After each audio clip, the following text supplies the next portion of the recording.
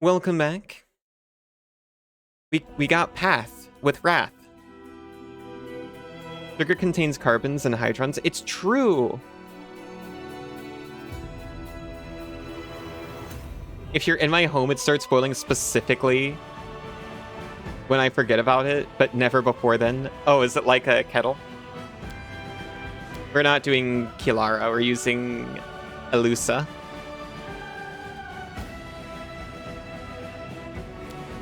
Now, time to deprogram everything I was doing with Kilara and get back into Allison and my halfling companion.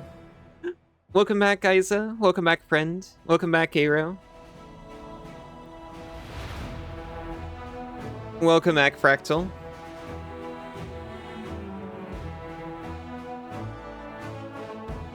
Question was about the boiling point of water. Gotcha. In your home, the boiling point is you forgetting about it. Pathfinder? Why is that a missing image? I think my yeah, it's correct on Sinzu's monitor. My chat dock is refusing to load dial browse. It showed on my overlay. Good. Are you going to pay 1 green to draw a card or not draw a card, but to put a land in your hand or do something else? What, fight a creature? Cause bushwhack?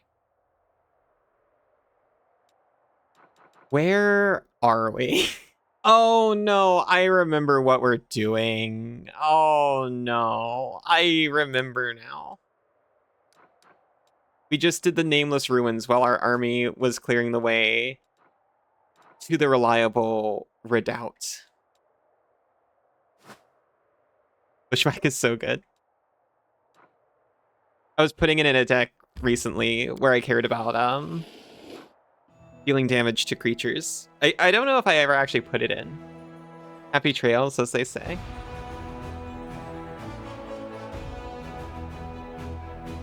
No. We march forward. It's fine. We were told by... what do you call him? Not a squire, but by a low-ranking Hell Knight that his order was under attack. This area is completely destroying you. I don't know why you're struggling so much. Hey, sometimes it's just that kind of night, you know? I had some rough spots earlier. You're so excited to play my fight deck against your fight deck against my fight deck. You'd damage a creature. Yeah, some of them are into it. A lot of my MTG decks, well, a couple of my MTG decks have creatures that like being damaged. I think it's neat.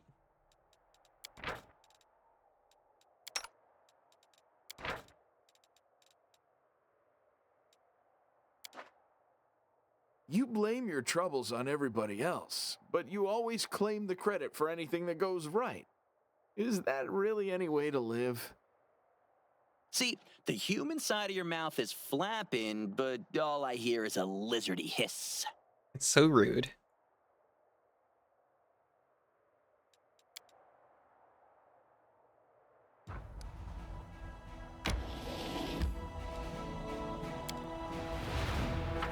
Can a sleepy rat get uppies? Of course.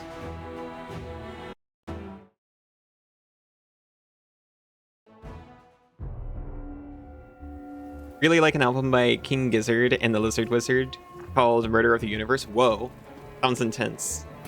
It's about an altered beast and how part of you wants to be altered too. Yeah. I couldn't imagine. I'll take care of it. Just a part of me wanting to be altered too.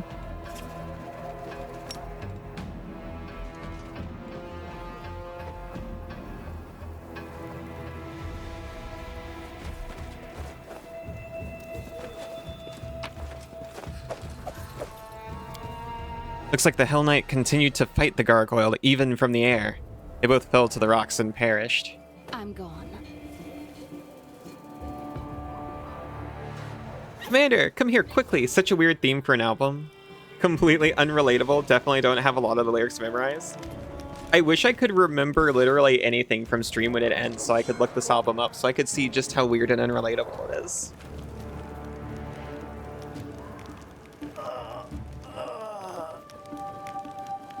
From the mountain, you see a raided camp and two groups of warriors, one wearing white and yellow armor, the other in black. They are led by a tall man in white priest robes. Some of the warriors glance around fretfully, their weapons shaking in their hands. You hear the screams of gargoyles from above. The beasts are approaching the camp. Quickly, evacuate the wounded. The beasts are about to strike again. Use cloaks as stretchers. We've got to make it through. Paralictor, your people will have to cover us while... 2 more minutes left out in the open, and neither you nor I will have any troops left to order about, Crusader. But the wounded...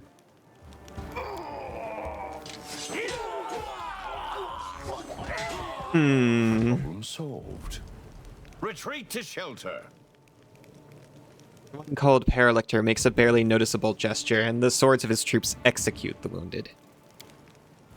The man in white. If the man in white has anything further to add, his words are drowned out by the shrieks of gargoyles as they fall from the sky.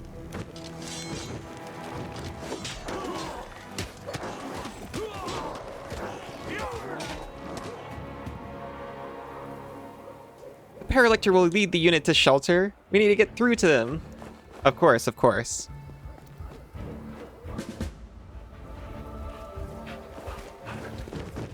Let's prove their logic is lacking. Paralictor. I need to lower my own volume. I don't know why. It doesn't look loud to stream, but it's just loud in my ears.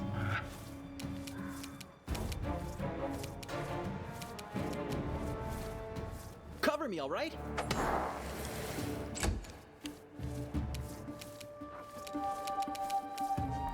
We don't need to use a spell. We've got a ton of spells, though. And there's a lot of gargoyles.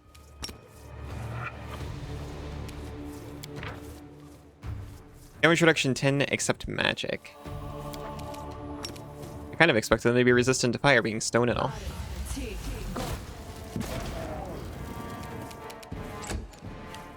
Gargoyles. The light. Take you. Garglers.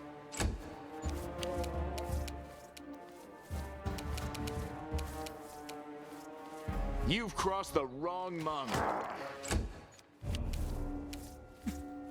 Quiet.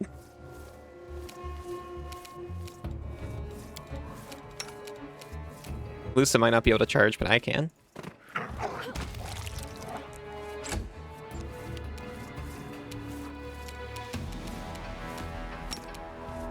What if the hunter just, like, goes to sleep?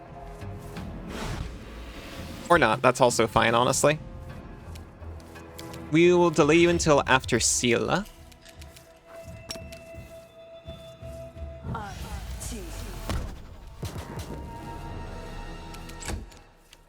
So that Sela can come over here. The inheritor, guide my blade. Oh yeah, I noticed she's actually got shield training. It's kind of rude of me to not let her use a shield. Unfortunately, they care about their builds.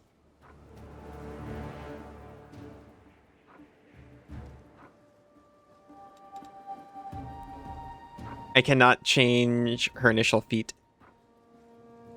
She's supposed to be good at AC. I suppose we'll let her.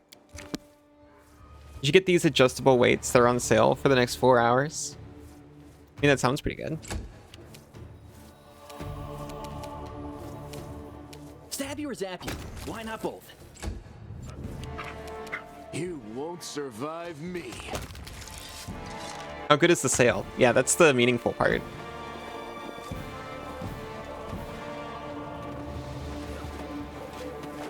Do you need more weights? We do it my way. Would the adjustability be good for you? Or are you fine just having a collection of static weights? fiendish gargoyle hunter. 25%, and you do need more weights. I mean, 25% is pretty Don't significant. hold back. Well done, Alusa. I hit with my attack.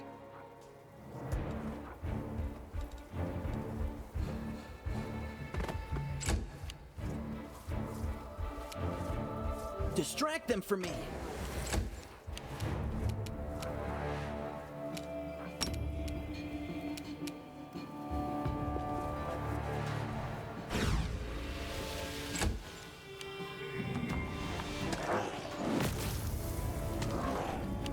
Rude.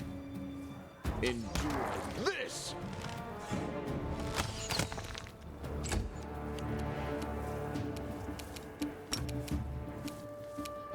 Into the fray!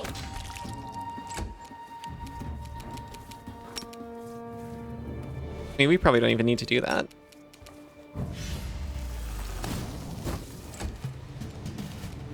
Strike! See, much better. Time to share your treasures. You only have the one mansion, and static weights take up too much space, that's fair.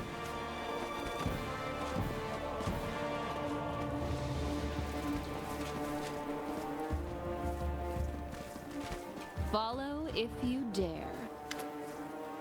The sight before you is at once macabre and picturesque. Opinion. A lifeless couple, a man and a woman dressed in white and yellow priest robes, lay on the ground surrounded by the bodies of dead gargoyles. They're tangled and dead. The claws of the monsters are tearing at the human's clothes, and the largest gargoyle's talon has pierced the man's chest. But before they died, he or his companion defeated the enemy. Suddenly, the woman opens her eyes. She doesn't look at you, but stares up at the world wound's horrific sky, her pale lips open, and she exhales abruptly. The sun will never rise again. There's only darkness above me. Even the sky here is cursed, and we along with it. Yaker. Yaker's the, Hell Knight who ran off to ask for help. That fox is so pensive.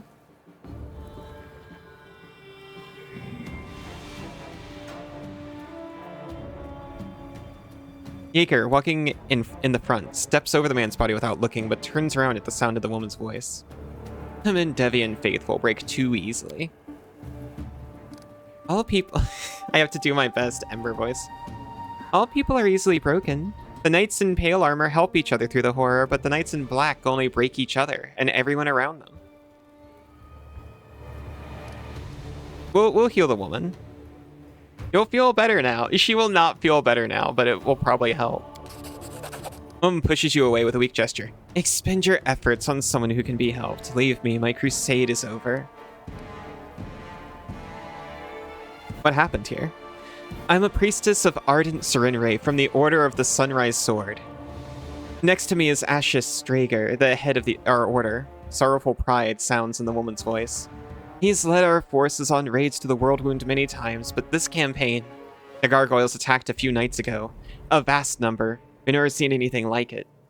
Ashes organized our resistance with great skill, but while the monsters were distracting our fighters, a small group of them raided the camp and took our supplies. We were left without food and water in the middle of the World Wound, where it's nearly impossible to find provisions. We shared the last crumbs of our supplies and set off back the way we came. Everyone was suffering from hunger and thirst. We grew weak and could barely fight back when the gargoyles struck a second time. They snatched many of us away. I saw the pain on Ash's face as he counted the losses. But he managed to rally us. We continued our trek and soon came across traces of a recent battle. Someone had destroyed a group of demon worshippers. She's right. If she's talking this much, she's fine and you don't need to heal her. That's a good point. In our desperation, we decided to follow the strangers, to warn them of the gargoyles and seek their help, having no idea they were Hell Knights. But we received only scorn. Every gulp of water in my unit is accounted for, they said. They spared us 2 flasks and a sack of dried bread. They said we were allowed to keep the sack to use as bandages.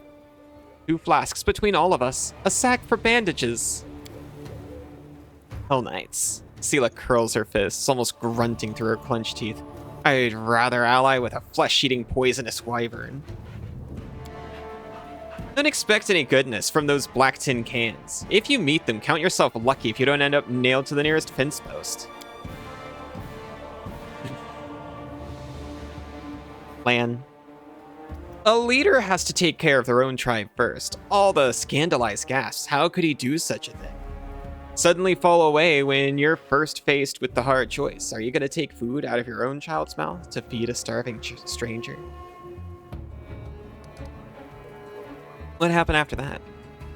The Gargoyles attacked. Despite how the Hell Knight Paralictor had treated us, Ashes endeavored to help them, and had us carry their wounded. But the monster had them slaughtered. Ashes was beside himself. It's difficult to conceive of such evil. He told our people to go with the Hell Knights to find shelter while he stayed to cover our retreat. The woman exhales softly. He was a strong cleric, but as he treated our wounded, he neglected himself and he paid for it. Your commander can't be helped, but you're still alive. Allow me to help you and come with us. The woman looks at you wistfully. Why? So many deaths, so many sacrifices, such bravery, all for what? I will not go with you, stranger. My commander and I will die by what we lived for, compassion and nobility. I don't want to keep fighting for a world that bows to such laws. May the goddess forgive me. Farewell. The woman closes her eyes, exhausted. I'm sorry these good people treated you this way. If you don't have the strength to go any further, rest. We'll continue your crusade, I promise you. Baker shakes his head. Commander, I'm not one to advise you, but you're wasting time on this fool. And the Gargoyles will soon be back. It's their usual tactics. Fly up, regroup, and attack again. I'm going back to my unit now, and I'd advise you not stay here long either.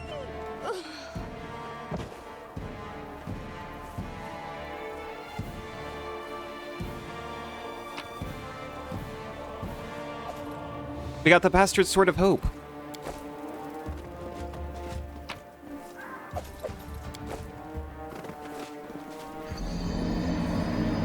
On weed. He is a very pensive fox.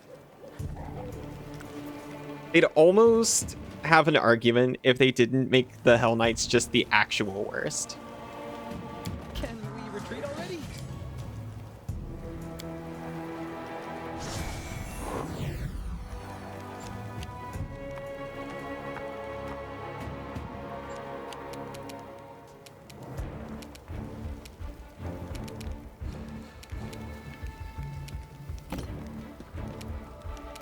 Make every strike count.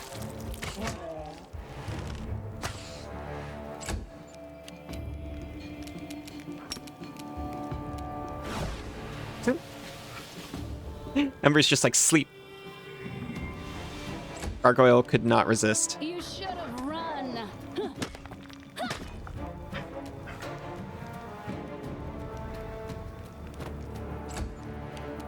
The light take you!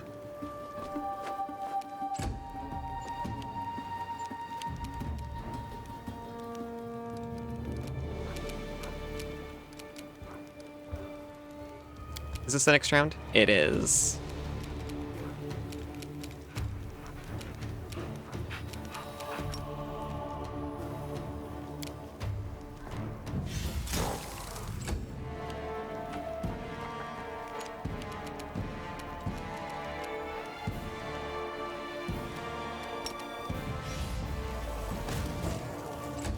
Whoa, she hit. Woljif is being held, very unfortunate.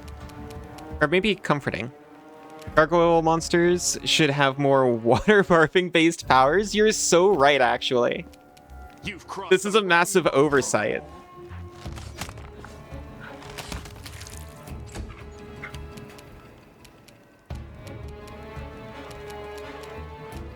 This is a long shot, but sleep.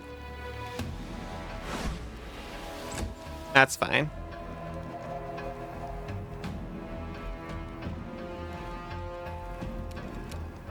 I'll charge him. No trip. So sad.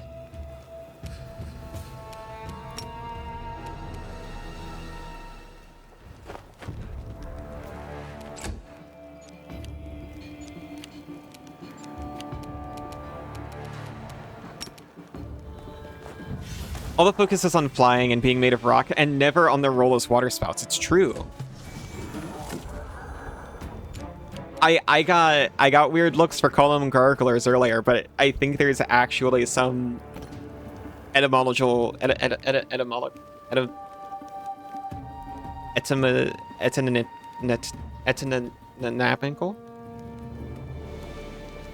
I think there's edamame. I think there's some kind of edamame backing to that. You won't survive me.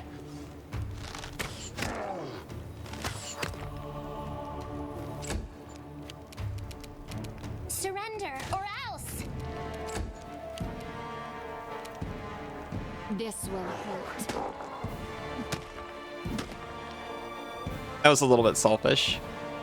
But I saw this guy so close, and I was like, well, I'd rather unload my heavy damage attacker on the prone one. Inheritor, guide my blade.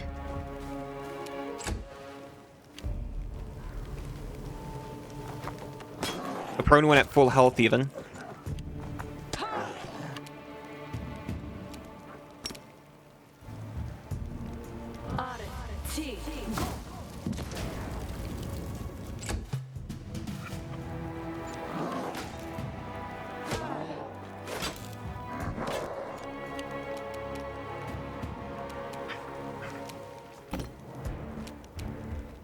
Endure this. The freaking cleaving arrows. Sorry, I didn't even notice you were here. Did you,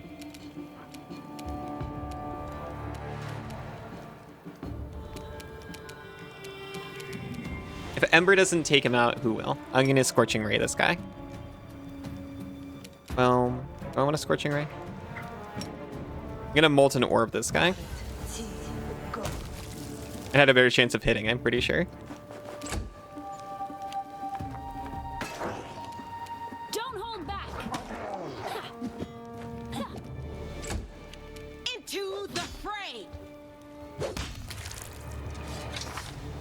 Let me look at these fools. Let me look them over. I'm at a +5 on my second attack. With this thing. +9 with this. Honestly, that's probably fine. My strength and dex are so low.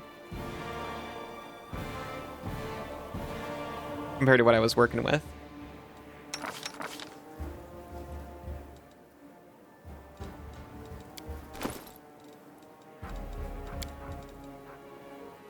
Bastard Sword of Hope. It's a +2 Mithril Bastard Sword. Confirms a critical hit. It restores 1d8 plus 5 HP to the wielder. But it can only be wielded by lawful good, lawful neutral, or neutral good characters. Is it like a Serenray sword? Online etymology. Etymology! Edamame. Online etymology dictionary says from Old English gargoyle. Gargoyle. So throat. I was... That's not exactly what I was thinking, but I'll take it. Thank you.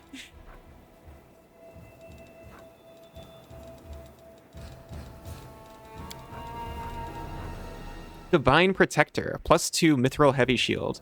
It grants its wielder DR5 against magic. It's kind of a crime you don't have this, frankly.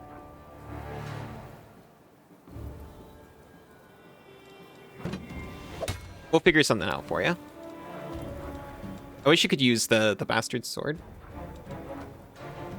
I mean... I think in pen and paper you can use a Bastard Sword without exotic weapon proficiency.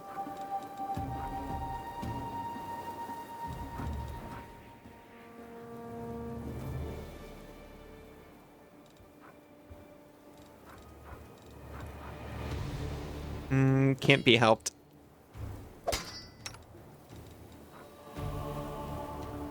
Unless I want to give her a light hammer. And I could take the spear again. I could give her Finian, I suppose.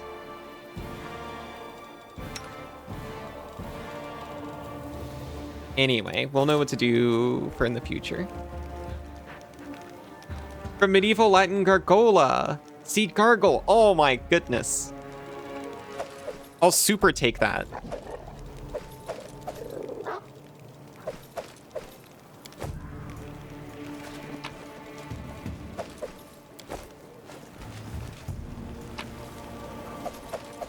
That makes up for me forgetting the word etymology.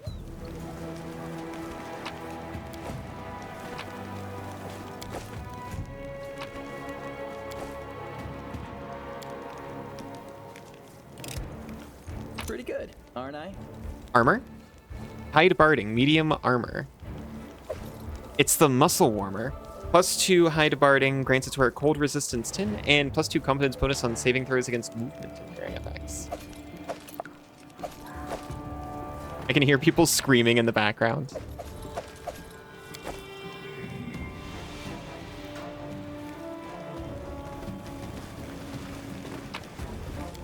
And just like, ooh, dog armor.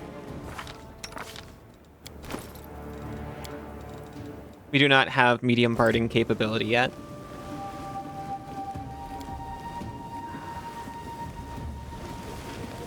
It went splendidly. Demonic energies polluted the earth, creating tumors filled with poison. Tragic.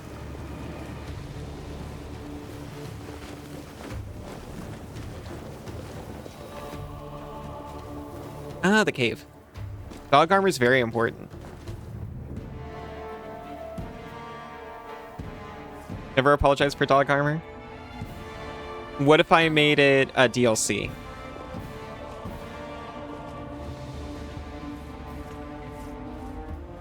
Knight Commander, I presume. Hello. Glory precedes you. I see you have a voice I am line. Reginald Renge, Paralictor of the Order of the God Claw, and temporary officer of the Joint Unit of Hell Knights and the Order of the Sunrise Sword. You and your people should take positions. The Gargoyles are regrouping. We expect they will attempt to break through in 5 to 6 minutes. Did you already do the weird Egyptian-looking puzzle? The unsolved conundrum? Question mark? I actually haven't entered that location because I looked at it. And I remembered seeing it and trying for like over an hour when I was playing this offline like a while ago and giving up. And I was like, you know what? I'm not even going to present the option to stream and fail in front of everybody. I'm just going to avoid this for as long as possible.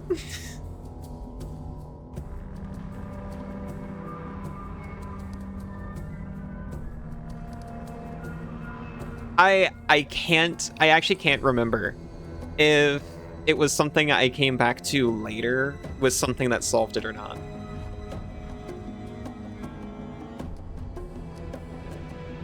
I saw you ordered your own wounded to be finished off. Indeed.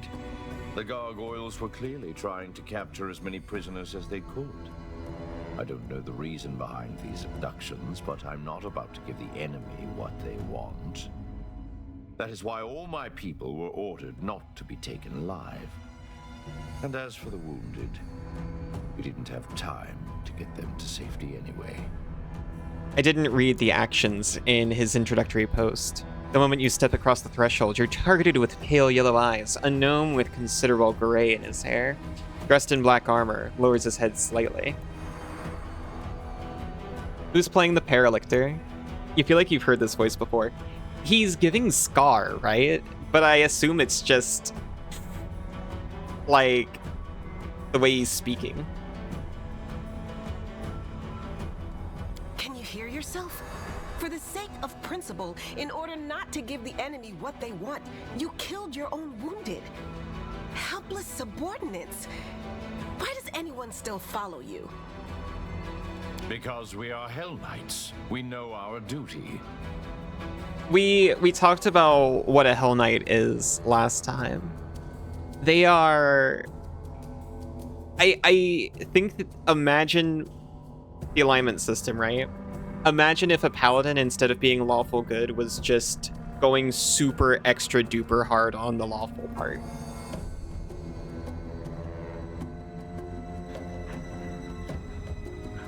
They're like, annihilate the demons by any means necessary.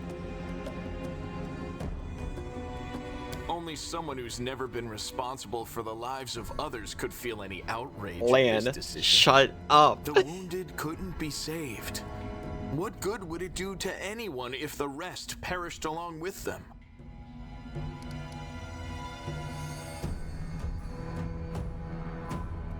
Really give just 2 flasks of water to the knights, the Sunrise Sword suffering from thirst, and a sack to use as bandages.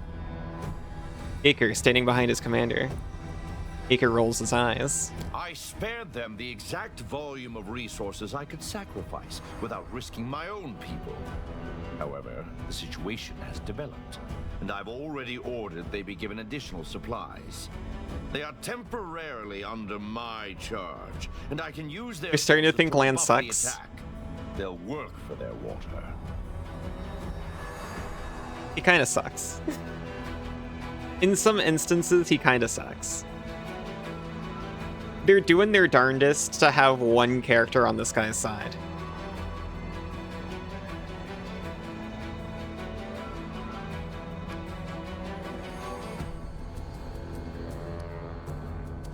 Regil raises his voice and speaks emphatically, ignoring a whisper coming from a group of knights of the Sunrise Sword. He seems to be reiterating his position for their benefit. I can almost get sparing just a few resources. That actual one instance. But also, as we have an opportunity to stay here, we all need to stick together, even if that means sacrificing something for a comrade. It's also actually reasonable to see a group of actual soldiers and clerics and say, oh, golly, well, maybe we can sacrifice, maybe we can take our resources from optimum to suboptimal. You know, just a little bit. Yeah.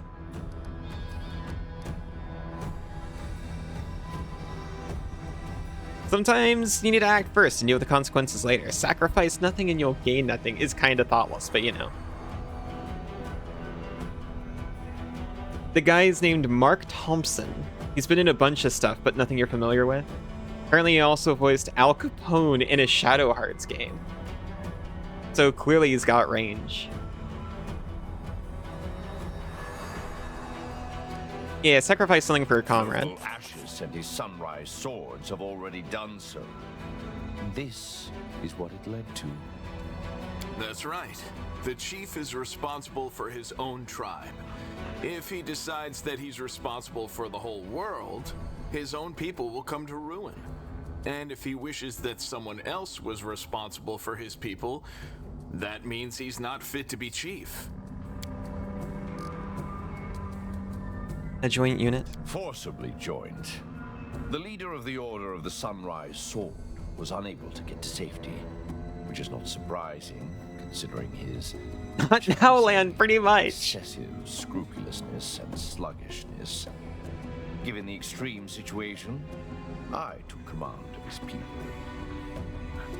He also keeps, like, relating it to a settlement situation, which is not the same thing as two squads of soldiers actively fighting the same enemy, literally on the same side already.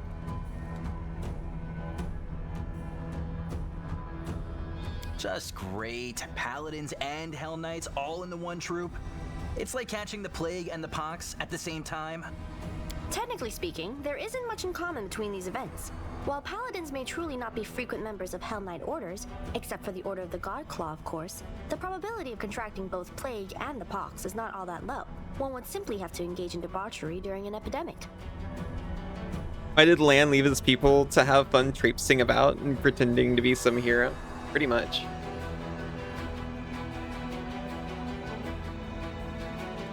Aw, Nenio, you're no fun.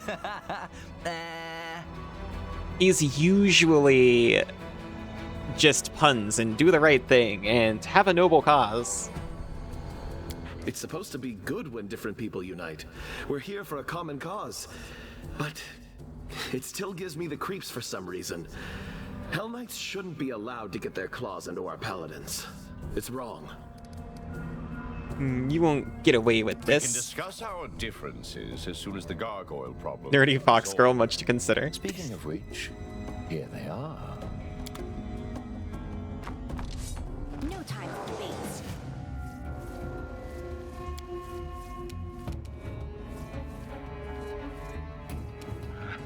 Make every strike count.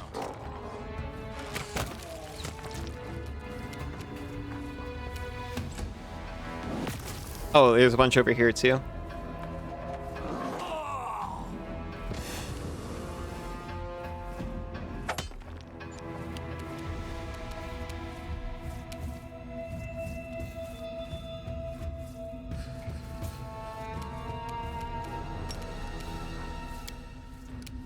I can't just target the portrait. We failed to overcome the spell resistance, but we still hit, and it was a sneak attack. So we still got the debilitating injury, which is kind of cool.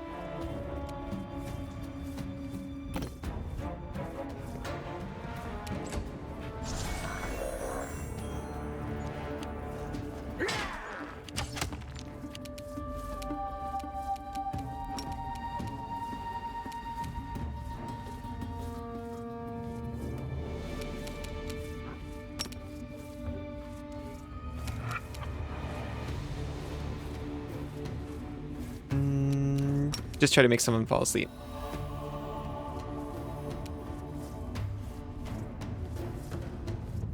This one. The cleric probably has a better will save.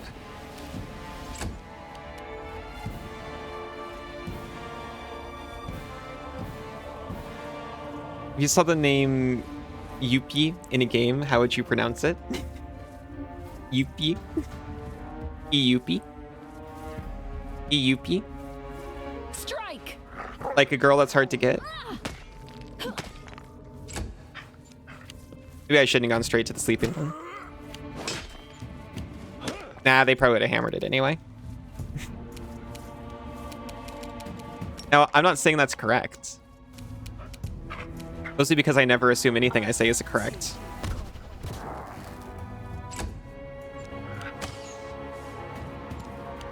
Correct enough for you? Aw. You're correct enough for me too. The light, take you.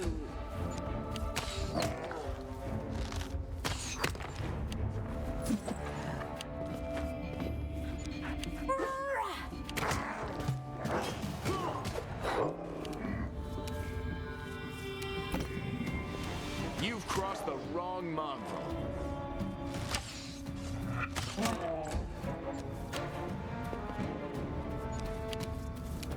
Cover me, all right? Almost. You probably end up saying something like Yupie.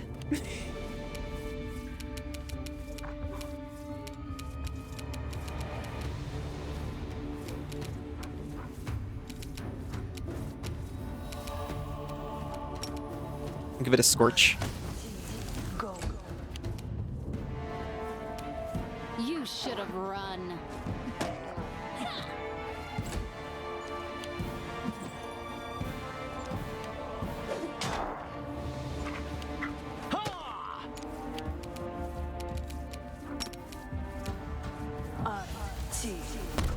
Ye Yupia.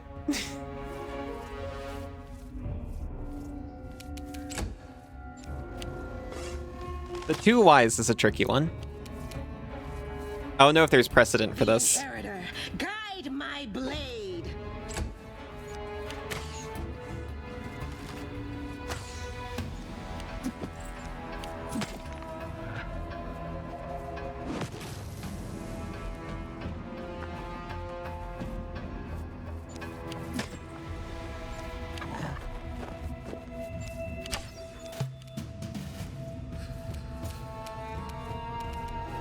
You won't survive me.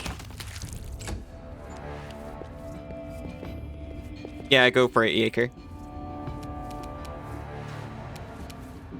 He's got this.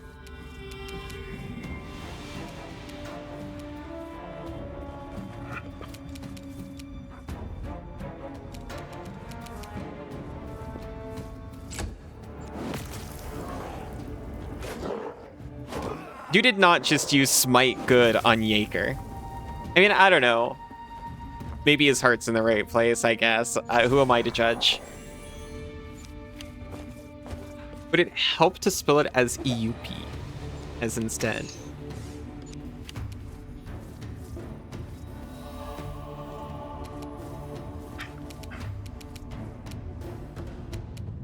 EUP DUFI?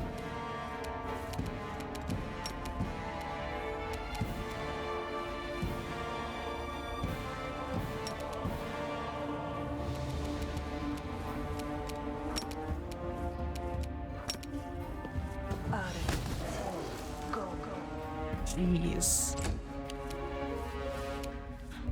This will hurt. We actually got some hits. I was starting to feel like...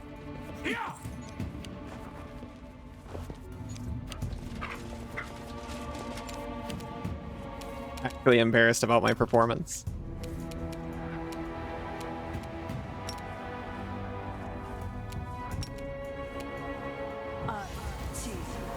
Ishtola is more like Washtola? Really? Let's go with the fantasy apostrophe. The fantasy apostrophe. On Trail, the expansion that brought you Nitoakwi, Ikopacha, Ikopaka, Poliola, and much more. It sounds like, now that's what I call music.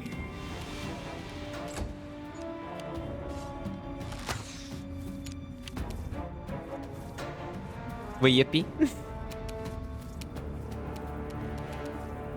That's what I say when I'm trying to psych myself up. I'm like, yippee.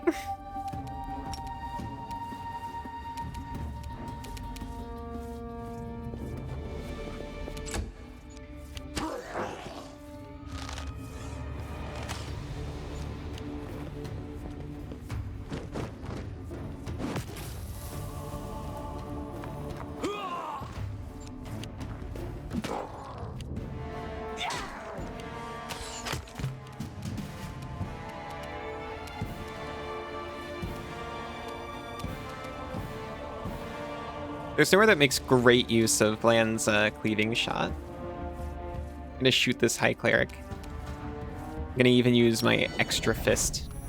Endure this! You ever seen the meme about someone trying to spell discussion? I don't think so. We'll have to look.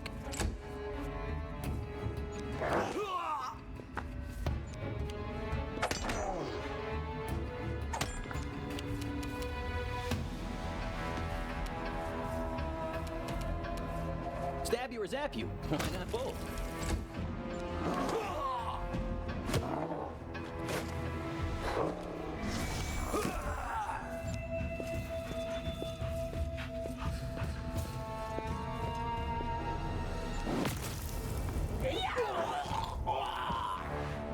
Poor guy.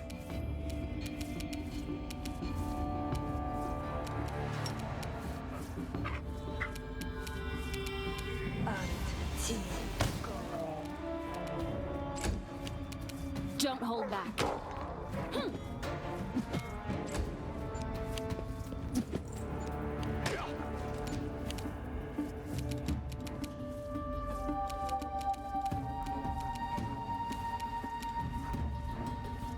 Oh yeah, the change shape. By the way, I said to Cass before, it's like, they don't put prepared spells in here. But the thing is, I really thought they didn't put copies of prepared spells in here, but it turns out they do. You cannot feel left out. It just evolves into them falling over and over and failing over and over until they land on the session.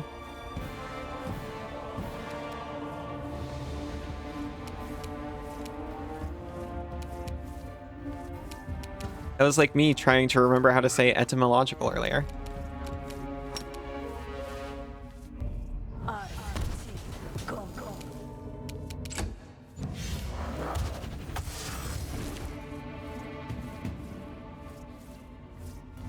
Temporary levels. I accept this. Into the fray.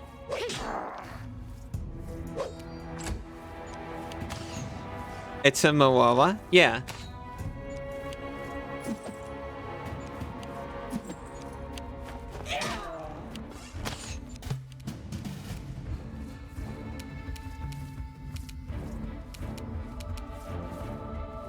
Make every strike count.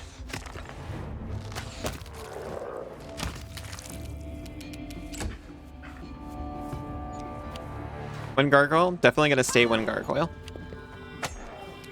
Oh, there's one up here that we just can't see. Yaker went up and stabbed something. My gut says it was a half-fiend gargoyle cleric. I mean, literally, that text is behind my gut.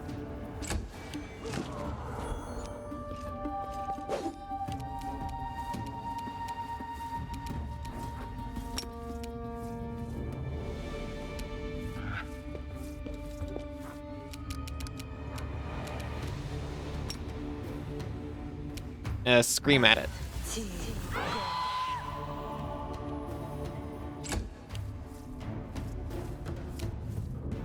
Strike.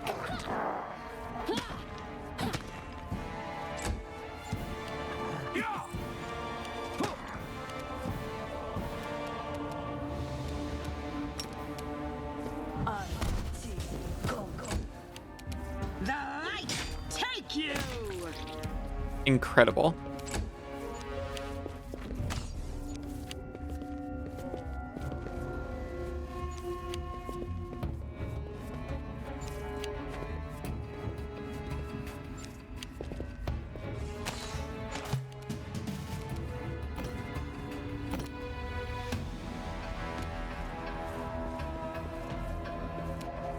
Hono Wata. Ah, yes. What was that again? You've crossed the wrong mongrel. It sounds pretty wet. Whatever it is. Ton of water? Yeah.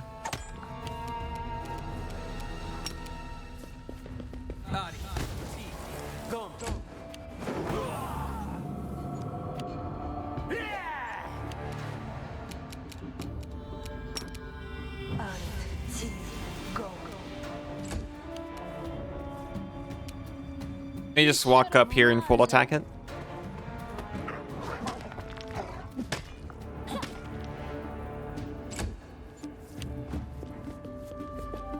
Since this game just lets you do that if you're riding a dog.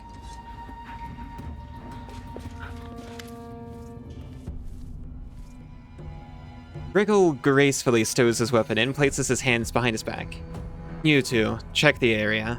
Mark any potential shelters that offer protection against aerial attacks. Quartermaster, inventory the remnants of the camp. I want to make sure the gargoyles only abducted people and weren't interested in anything else. Send messengers immediately to our scout squads and order them to return to camp. And I need a full list of casualties, the sooner the better. He turns to you and nods slightly. Commander, your arrival was well timed. Now we can finally talk. I'm quite interested in the events that occurred at the Grey Garrison, and I suppose you have questions for me as well. What if I want to join the ranks of the Hell Knights? No!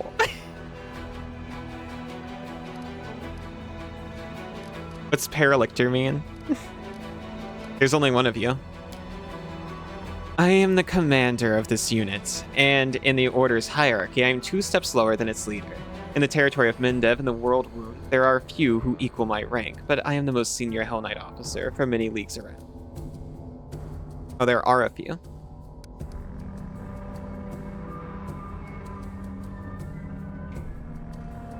I'm done talking about your atrocities. Of course. The Paralictor doesn't seem hurt or surprised. If you wish, I will explain my position in detail. All the soldiers killed at my order belong to my unit. Therefore, the case is an internal matter for the Order of the Godclaw. You could have sent an appeal to the Order commanders, but the result is inevitable. Not only do the Order's rule and field operation guidelines not prohibit it, they even recommend a policy of death is preferable to captivity. So everything that happened, though it is surely lamentable and has deprived me of a few good fighters, is also a prime example of military necessity. Your rules are an abomination.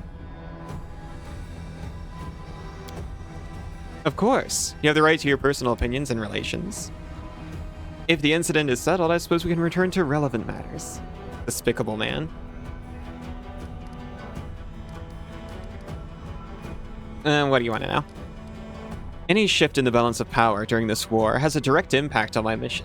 If a new player appears who is capable of fighting demons effectively, then I am ready to support that person with all the resources I have at my disposal. Virgil speaks pensively as if talking to himself. But naturally, I cannot blindly trust a stranger, even when marked by the gods.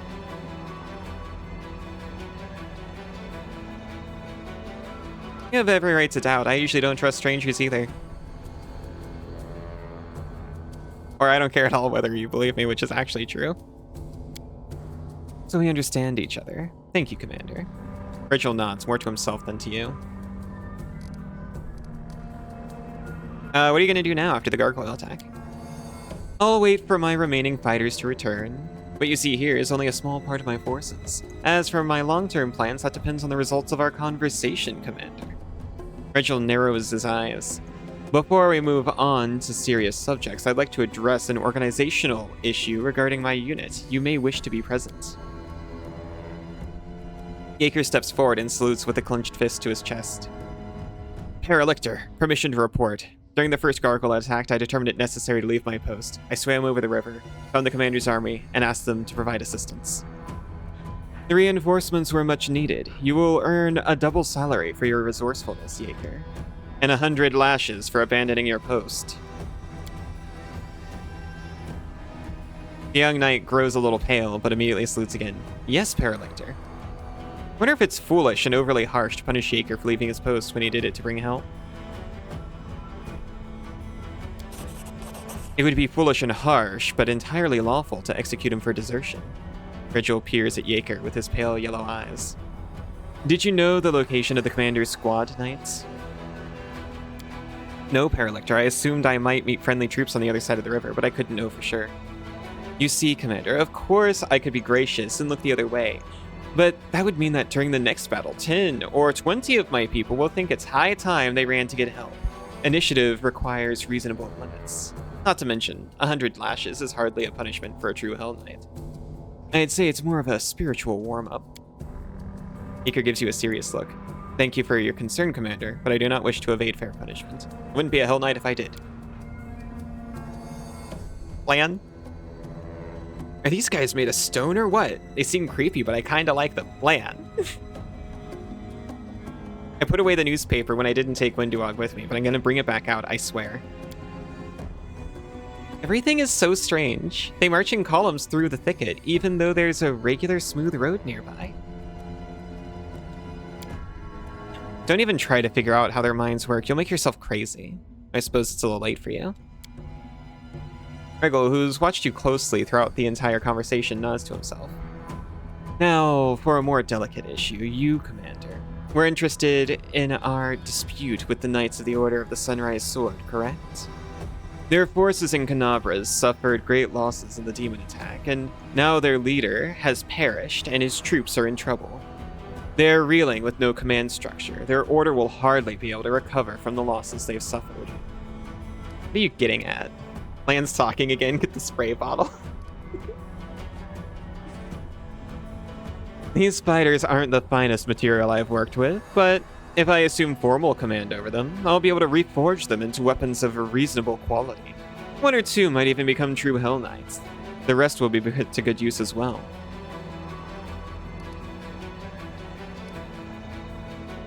Really think these people will follow you after how you treated him? Though not the best, they are still warriors and knights. They know what discipline is, and that victory in war doesn't come without cost. Any among them who still haven't realized that aren't worth my time and effort.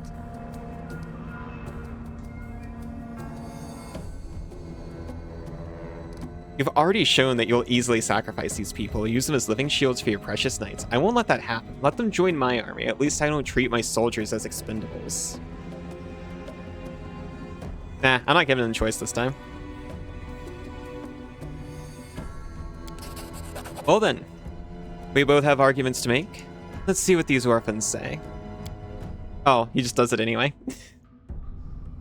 That's fair, I suppose. Virgil looks to the warriors in white and yellow, shifting cheerlessly from one foot to the other. Initiates of the Sunrise Sword, your leader is dead. The Order has suffered serious losses and will not be able to recover. You may return to Mindev to join another Crusader Order, and hope they don't meet the same fate as the Sunrise Sword. Or you may remain under my command. I will not promise that it will be easy, or that our war-making will be constructed constricted by your principles. What I can promise is this: under my command, you will never again feel like helpless mice in the talons of a ravenous raptor. Does that mean we've worked off the precious resources you spent on us? The water, medicine, and bandages, yells one of the knights in white and yellow. I wouldn't make such an offer if I thought you were useless garbage. The initiates of the Sunrise Sword consult one another for a time. One of them, a young woman in knight's armor, steps forward. Your methods of warfare and your treatment of your allies goes entirely against our ideals, Paralictor. Commander Elusa has already said to you everything that should be said. We've decided to follow the commander in our march on Dresden. As you wish. It's difficult to tell from Regel's face whether he's disappointed or not. Well then, Commander, let's proceed to the main question and put an end to this exhausting conversation. We should discuss the cooperation between your forces and my own. We do share a common enemy and a common battlefield. Looking at me strangely, Paralictor, when we discussed Jaker's punishment and deciding the fate of the Sunrise Sword, it's as if you're testing me.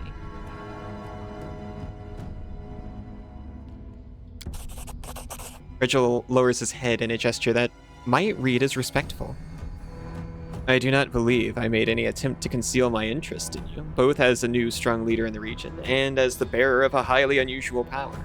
Of course I'd like to know what's inside your head. One could say it's my duty. Well, my army and I are going to Dresden to free the city from demons. You can join forces.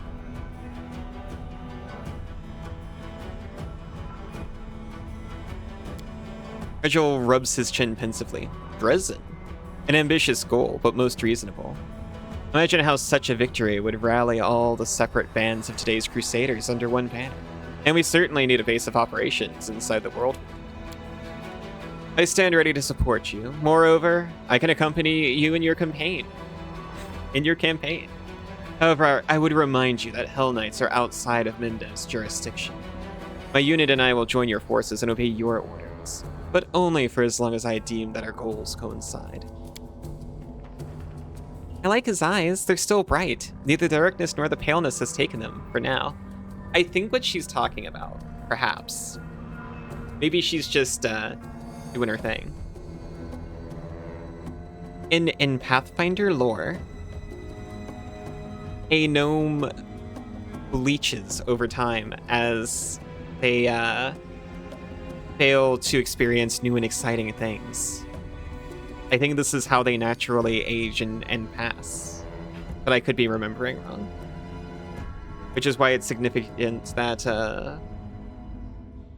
Regil's so pale with gray in his hair. I don't know how this guy has lived this long, frankly. Hell no, we don't need the likes of these black armored statues. I don't want to fight side by side with someone who will slit my throat if I'm weak and wounded. You can't defeat one evil by inviting an equal but slightly more organized evil into your ranks. Slightly more organized than demons. I could consider that an insult. I've never dealt with the Hell Knights before, but from what I've seen, they're serious fighters. That's just what we need. And just think how that armor will look in the paintings they'll make about our battles. No. Plan.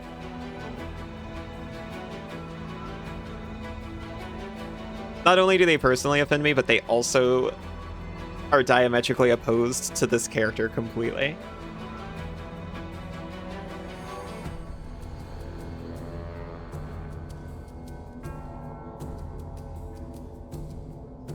The reason I took him along in the first place was completionist. And that's the only reason I'm considering taking him along this time.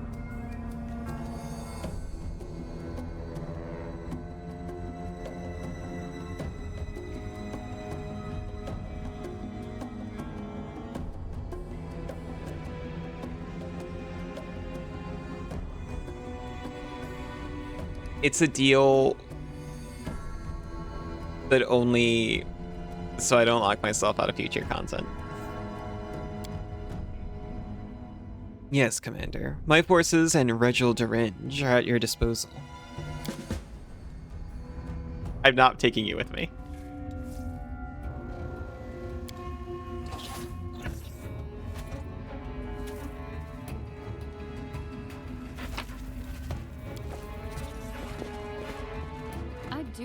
must. You. Yeah. I kept thinking about that guy for my Demon Dancer. Who's... You did not help the Hell Knights? Fair enough.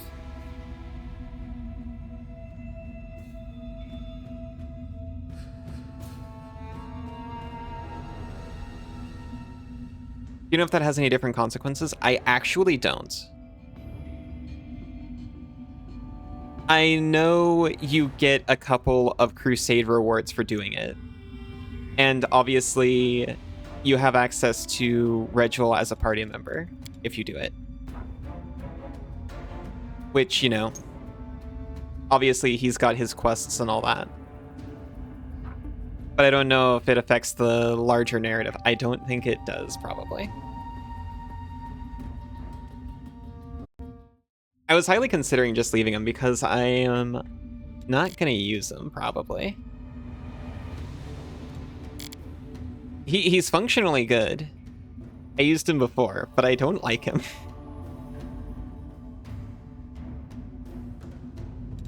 What am I looking at here? Right, I just picked up a helmet. A headband of inspired wisdom.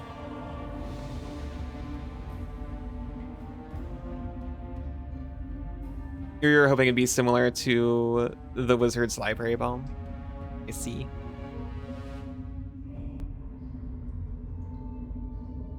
Or you'd get a different option if you didn't help them. I don't know. I've never actually done that.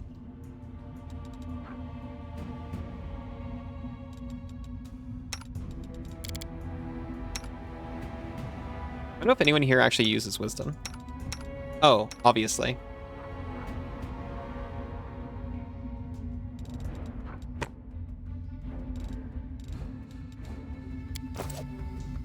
Like they mentioned, it takes longer and the main fight will be harder if you help.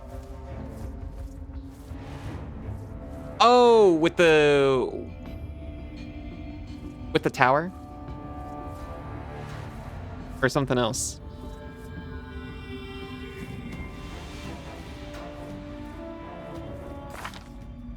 Got a plus 14 mobility haver. You ask me. Well. I'm gone.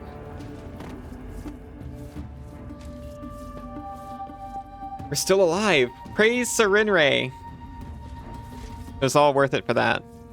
Do it again.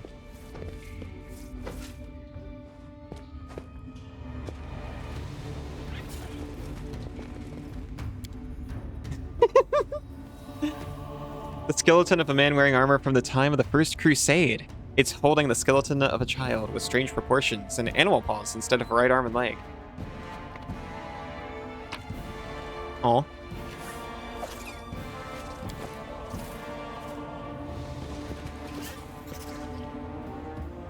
They said if we helped the Hell Knights, we needed to detour. Oh, gotcha. And it would take longer to reach Dresden, and the demons would have time to prepare. I don't know if that's real, actually. Other than just... I had to go out of my way to get here. My way. That is to say, I don't know if that has a mechanical effect.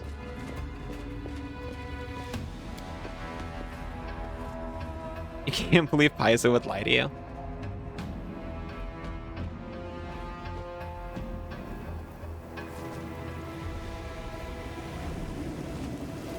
They gotta give you a moral justification. Just not go that way. Come to think of it, there is some stuff that happens. I'm not sure whether you just meet up with them again anyway.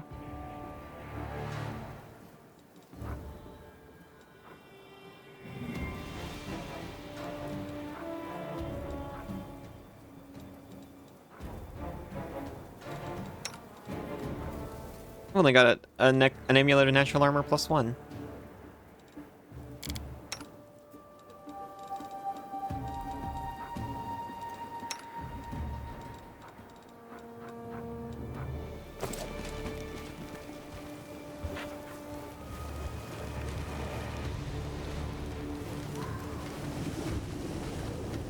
I swear there was an exit, like, there it is.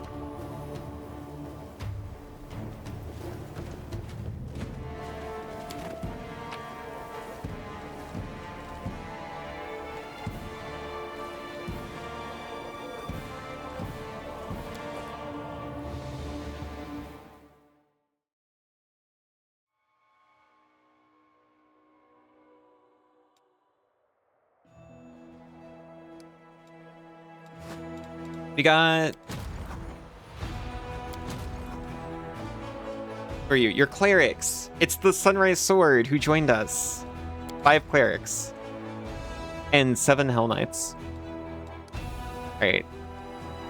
Before we do anything with all this, I'm going to take a really quick break, but I'll be right back. See you very soon. Welcome back. We're crusading.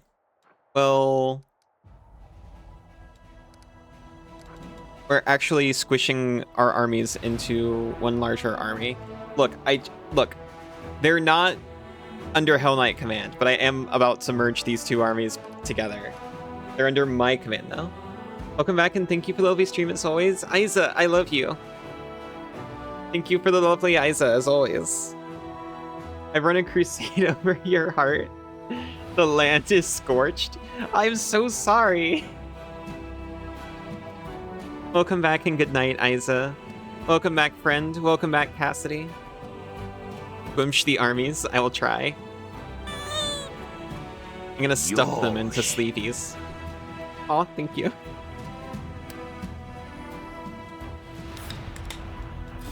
Whoa.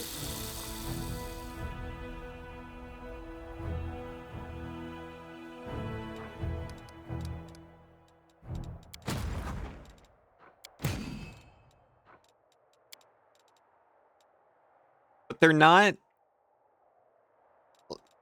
They're under my command, and we're not following Hell Knight rules. They're bending to the way we do things.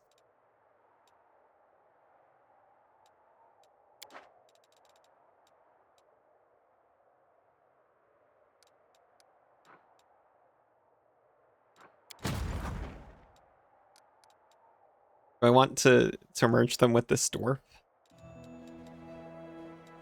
15 dwarves, 5 crusaders, and 7 Hell Knights.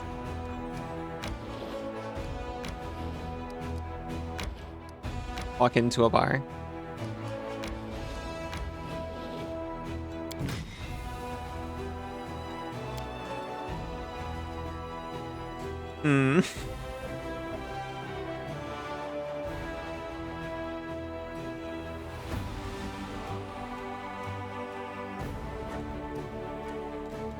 It's very spooky. We have no range.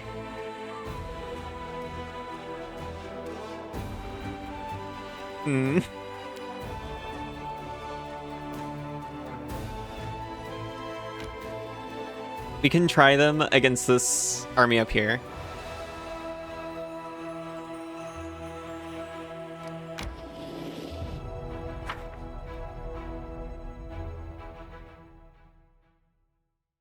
Huge melee death ball, let's go. I hope that 7 Hell Knights qualifies for a huge melee death ball.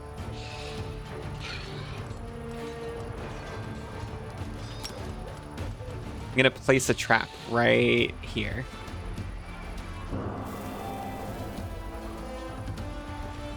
The shield bearers can cast Shield Wall. Unit gains +4 to AC and a -4 penalty to attack.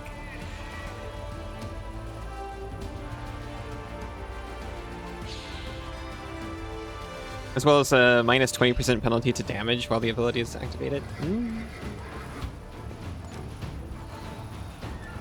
You don't need ranged combat. Simply defeat your foes with the power of Squimsh. I'll give it a shot.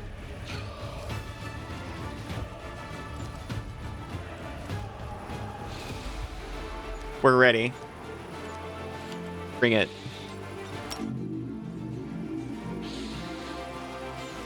Oh, that was for me. I thought I could cast that upon someone else. Total defend. Total defend. I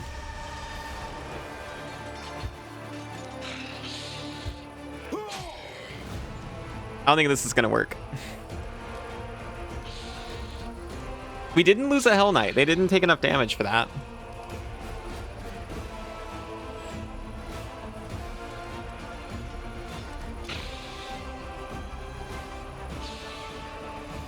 You can lay on hands. Okay, one died. Another one died. And they take up so much space in the infirmary. They're so selfish.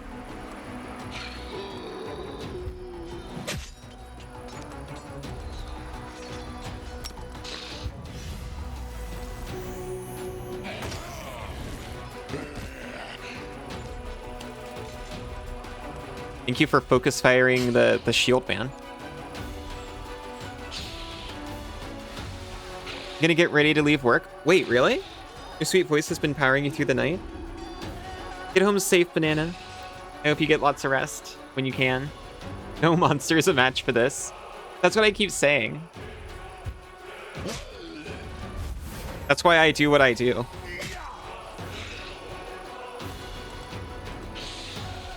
Here's our last lay on hands.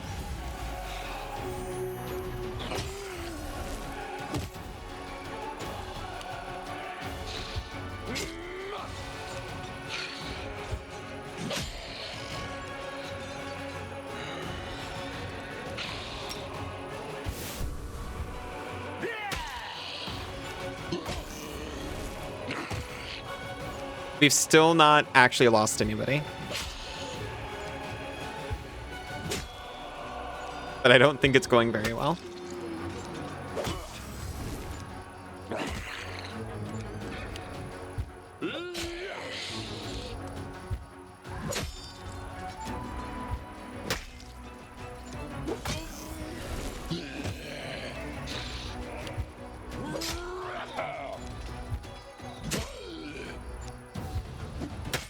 Where's the button that just speeds everything up? Combat acceleration.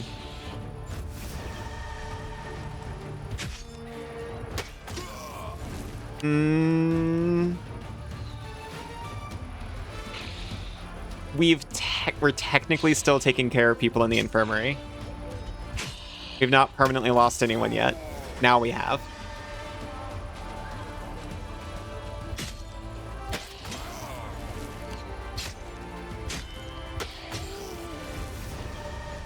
We may not be keeping this.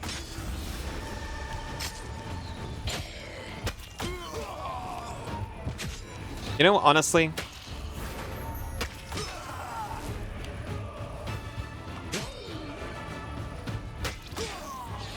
Cass was just talking to me about Crusader mode. The advice I should have given you is save Scummit, because that's what I will literally do right now.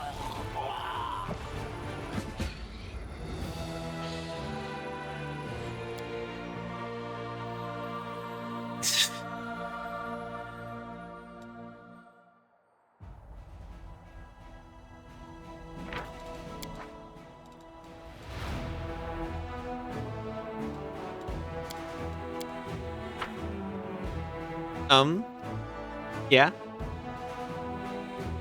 Why is Nenyo a fox? Don't worry about it.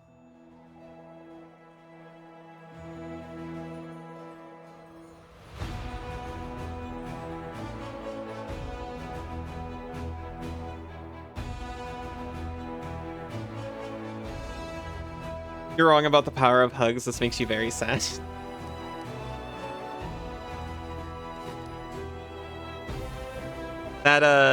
That army might not be all it's cracked up to be.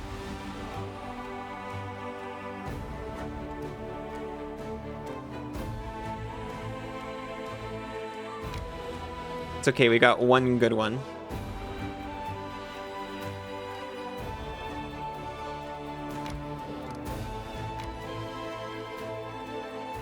The enemies are retreating. Pursue them and fight? Nah, that's fine.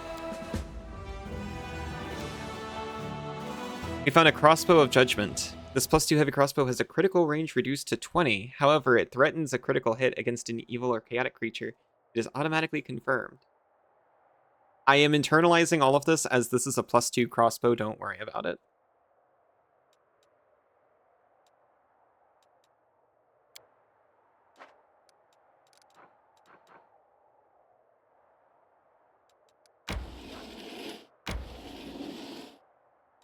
Are you staying in the cave? I think after we clear this, we can send an army through it, but honestly, I don't remember.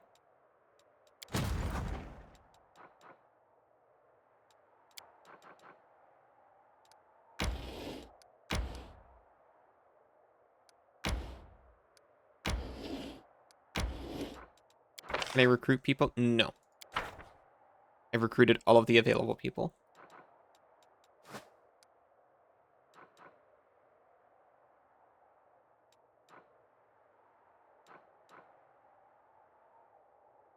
Near the druids of Old Sarkoris, practitioners of the Green Faith used to perform their sacred nighttime rites, dancing in the silver moonlight and offering up prayers to Mother Nature. Ruins can still be found in the sickly soil of the desecrated meadow, where for many decades one could only hear grunting, dying screams and the crackling of torn flesh in place of music and laughter. You've never been here. Sounds nice.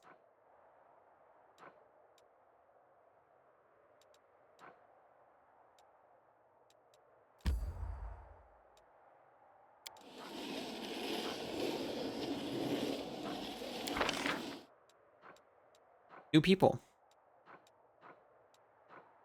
Including more clerics and Hell Knights. Like a frat house? Is that what frats are like?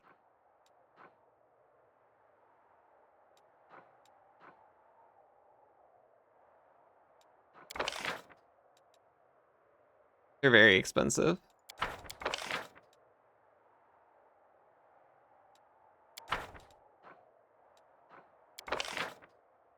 I'll stick to the old archers and footmen.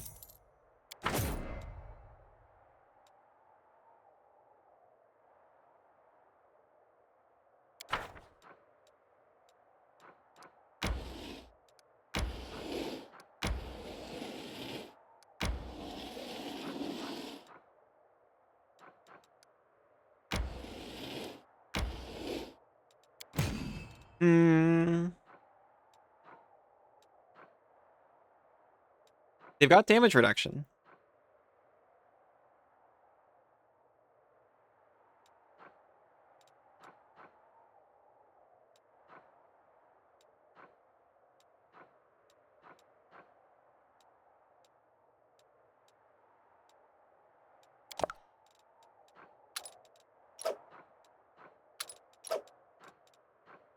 Now the army has some ranged combat capability.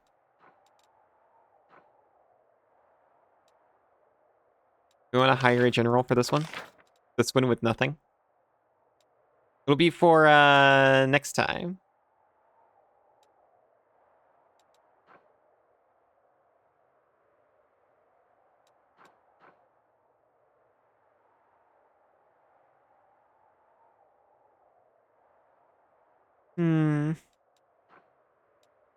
Not this time. I understand I can just keep hitting this and get a different selection every time, but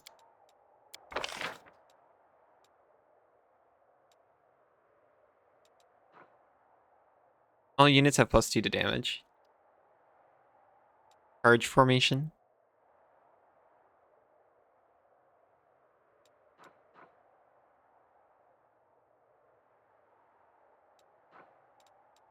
Enticing. You know what? I'll take her. Baroness Gunther.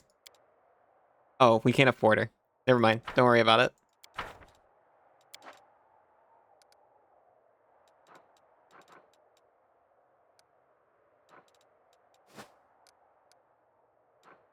Anyway. Moondance Meadow.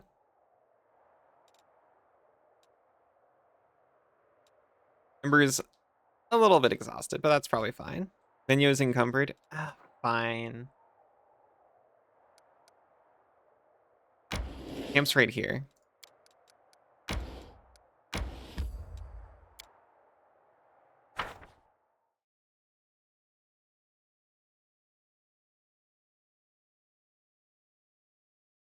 Really, it'll be fine to just take a resting camp real quick.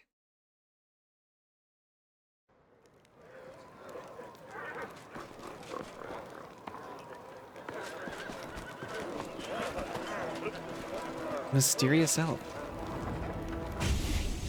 Never mind, I guess. Keller nods approvingly. You've earned the title of Knight Commander. Canabra still stands thanks to you. You'll have to be doubly on your guard. Your Eminence places a target on your back, and there are assassins about. Killing a high-ranking crusader would bring a demon far more prestige than killing a common soldier. Not long ago, I stymied a few of the Spinner of Nightmares attempts on the lives of influential crusaders. So I know what I'm talking about. Who's the elf talking to you? She didn't introduce herself, but she was greatly interested in all the volunteers that had joined the army. She thought I might know the elf she was looking for from my mercenaries' contacts, but I couldn't tell you any more than that. She never shared his name. Do you know anything about a Pathfinder named Finian Dismar? Assassins! They're gonna try to assass my ass. Many have tried and many have failed. Taylor rubs his chin. Let me think. Dismar. I've definitely heard the name before. Of course you have. I'm a Pathfinder too, so you're the chief in these lands now. What about Lady Ullery? When I left for the wound, she had just taken up the position. Tyler examines the talking weapon and chuckles sadly. I'm afraid Ullery perished during the Third Crusade. Yes, now I remember. Finian Dismar went missing in the wound at the end of the Second Crusade.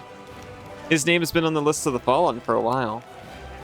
Here I am, alive and well. Write in your lists that I am back, and soon I'll file a detailed report about everything that happened to me. Finian's voice is full of joy. I knew it was a misunderstanding, but now everything will return to normal. I need to write to my folks. They probably think I'm dead too. Tyler shakes his head sadly. Poor lad. But such is the fate of a Pathfinder. We face the unknown, but sometimes the unknown wins, and our mind cannot take it. Oh, I have to go. I'm gone. Camellia. Found a number of interesting implements and accessories in the Gwyrm Mansion. You don't gotta talk about that. We do it my way. Although, tell me about yourself. You want to know more about me than you already do? Why? Camellia arches a dainty brow. I talk to the spirits of this tormented land, and they guide me in battle. I'll help you fight the demons, and I swear that you can rely on me in this matter. Isn't that sufficient? Anyway, as much as I enjoy our delightful conversations, the spirits are calling me, and I must respond. Please excuse me. Oh, maybe I've talked to her about everything before. Morgus, how's it worming?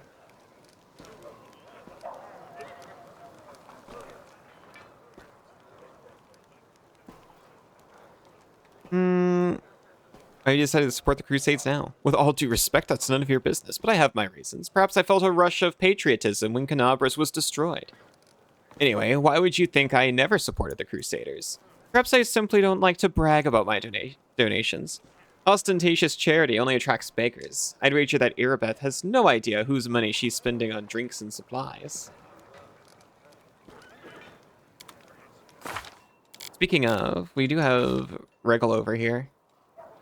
The whitish locks of hair in his head mark the time until his inevitable death. That's what I was talking about, the bleaching of the gnomes. Yet his own fate doesn't seem to worry Reginald Duringe, a Hell Knight to his very core. For those who hone themselves into living weapons, there is no greater purpose than to strike. However, only time will tell where this strike will land. He's so angry and little.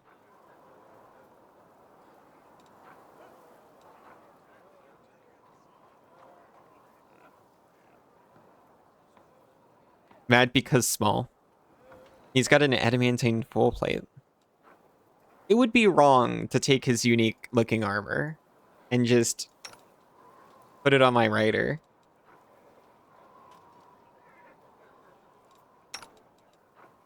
Or on my paladin.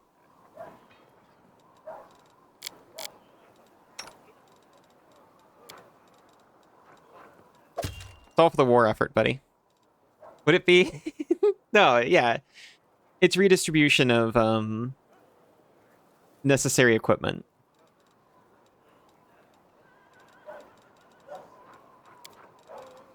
Here, we can find her a sword as well.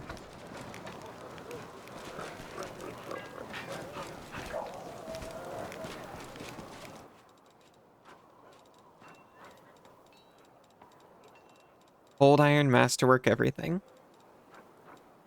Worthless.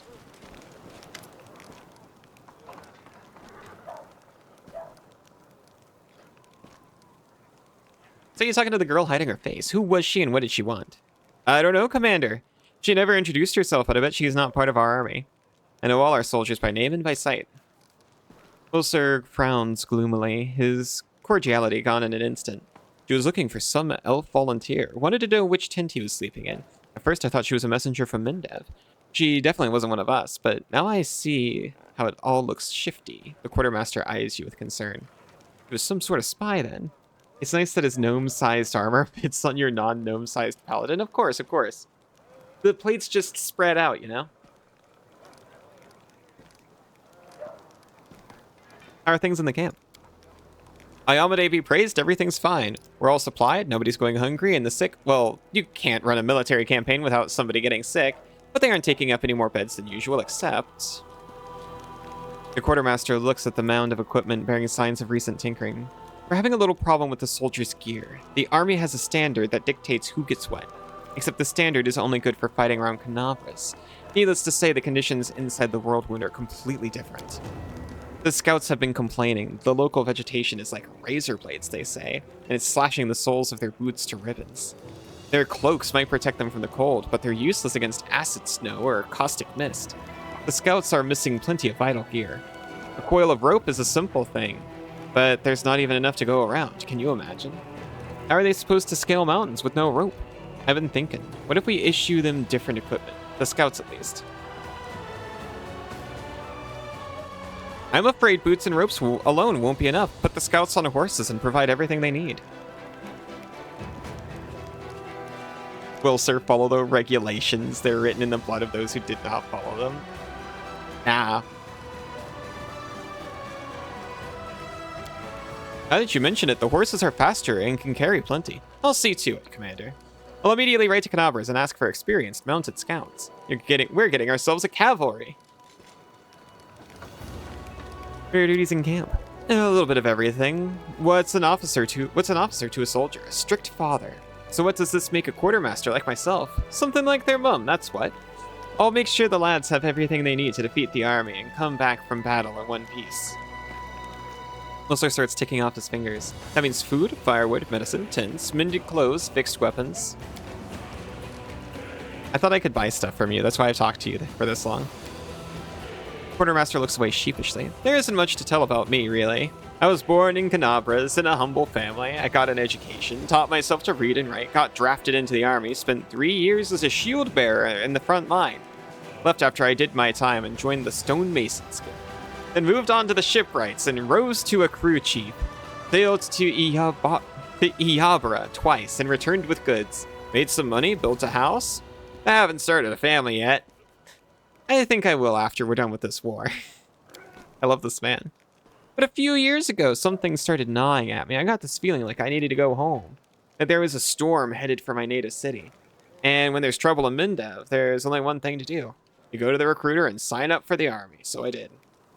At first, they wanted to make me an infantry sergeant. But then they decided I'd fit better in the supply department. I can take care of army property, and I'm pretty handy around a warehouse. Not to mention, I know how to manage a band of helpers. And so that's how I became a quartermaster. Mulster gives you a shy smile and shrugs, as if this were a wholly unremarkable story typical of any crusader. I gotta go. You can buy stuff from you.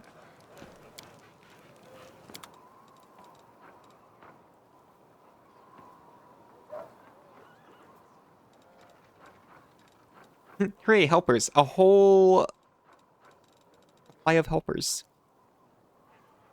A star knife is not exotic. It's just martial, actually.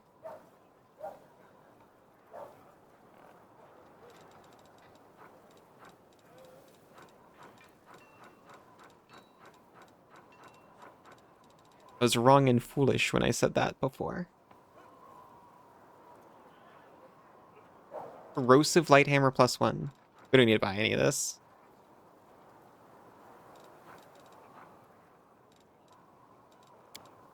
But we'll sell you all of our junk.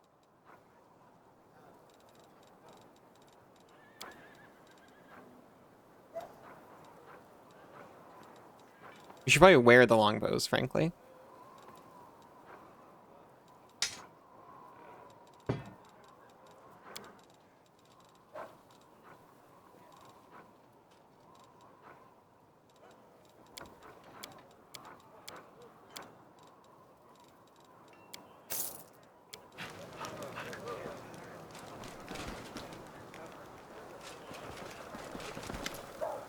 You go watch Crusader.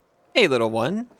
They say you can do magic? An old silver-haired fighter sizes Ember up skeptically, apparently baffled to find such a cute young girl in the middle of the war. He's cradling his wounded arm, which has been hastily bandaged. Can you heal me? Ember said something, but I didn't get to see.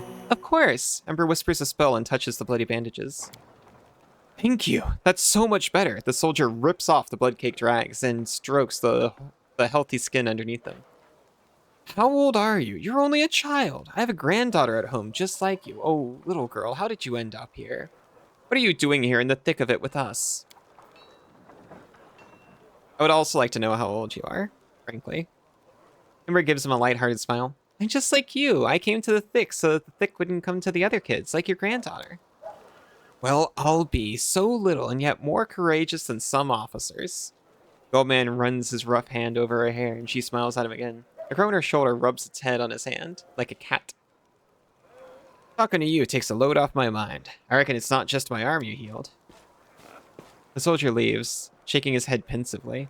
Ember waves happily, then turns around and notices you. Hi. Looks like your words really got to him.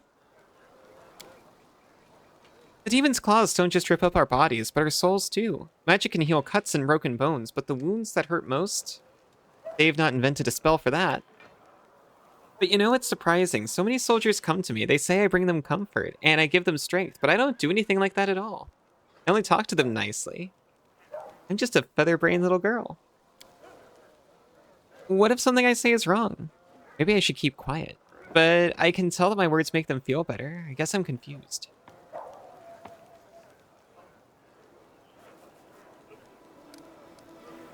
Not everyone deserves help. Don't waste your powers on the unworthy. What the hell?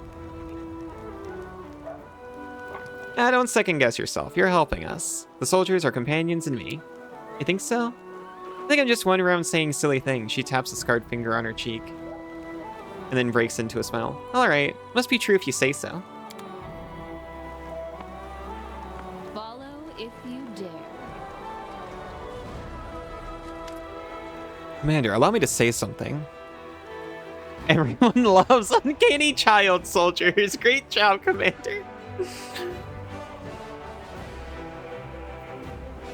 It really summed up how I feel about her.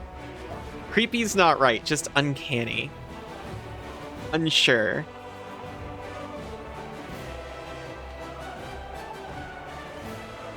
I was talking with Cass and Isa off stream about her. I'm like, she has to be 20 years old at the very least. Probably in her 30s. And 10 to 20 years of that was spent in a human city in the streets. And this is how she acts and talks. She's an elf. But still.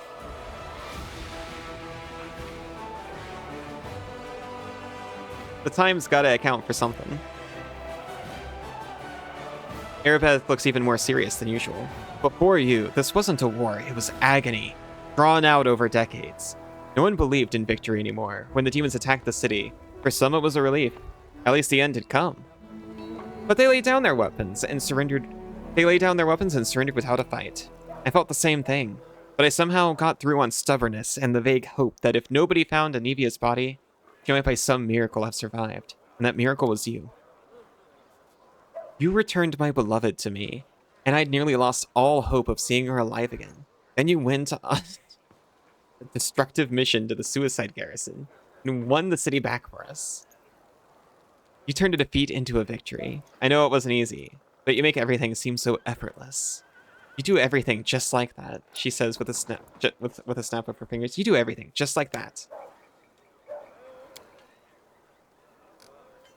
The Queen believes in your powers too, but for me, they're just more proof of what I felt that day when I saw Anivia alive standing next to you. You're the miracle we've been waiting for. You're the one who will finally put an end to this terrible war, and in spite of everything, deliver us the victory we so desperately need. With you, I'm sure this crusade will achieve what the others could not.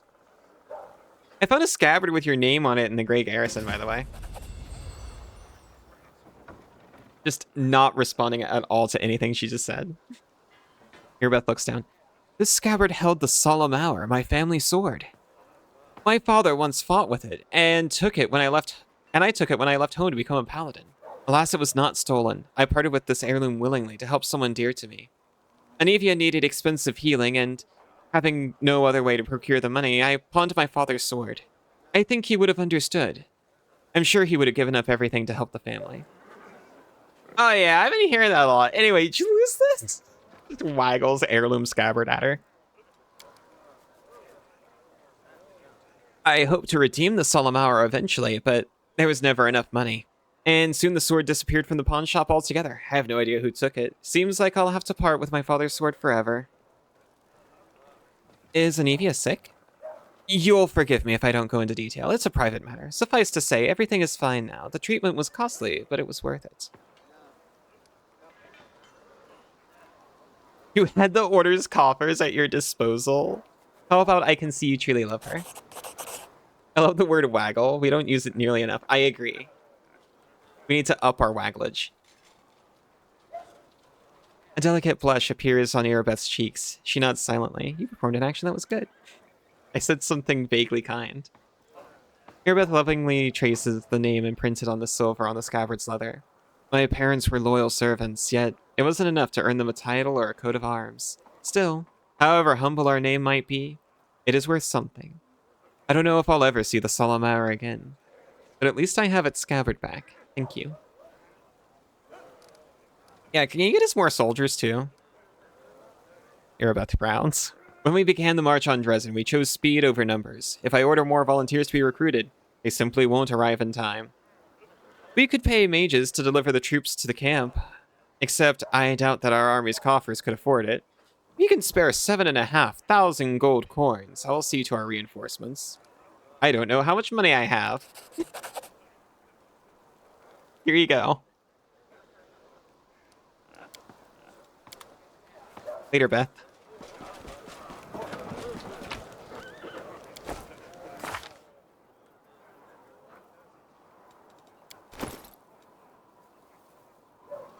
We had 10,000 gold. 10,700 gold, something there around.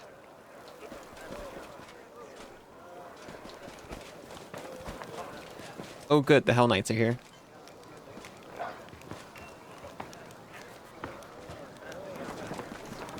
I've talked to you enough for today. We can maybe talk to you later.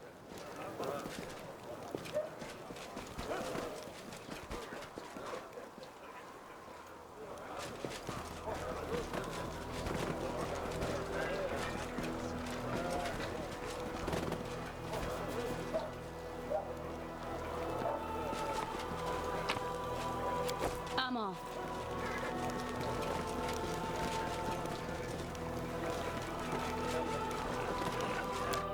Oh, I didn't realize that was a chapel tent. I was trying to find my tent. The Chapel of Waggle.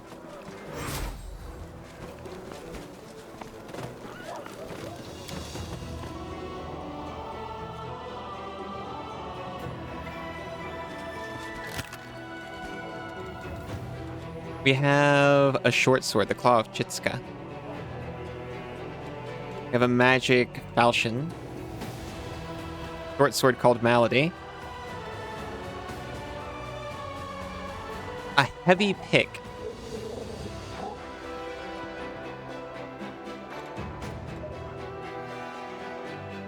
The Collapse.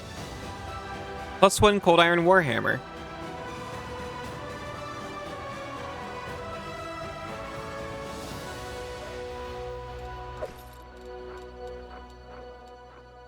We can pop that on a Sela. Yeah, I'll keep that. I can hoard that a little bit.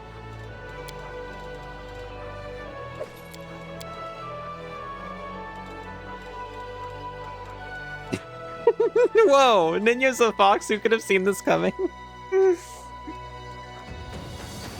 There was a... When this game came out, we were playing it like pretty much on release. There was a bug at the time where every time Ninja like finished camping or something, it would give you a message down here saying like, Ninja, unequipped bite. And we were just like, Why does Ninyo keep unequipping Bite?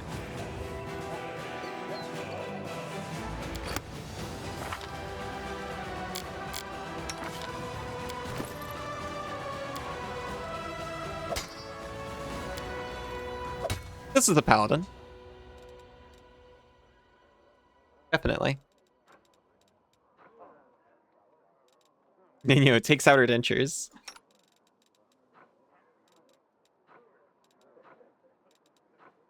There, you can have that.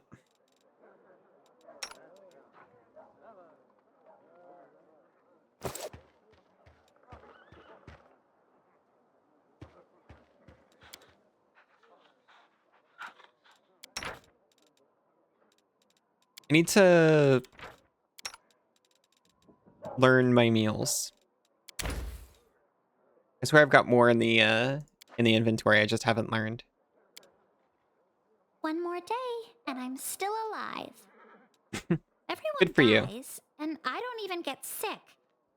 Why is that?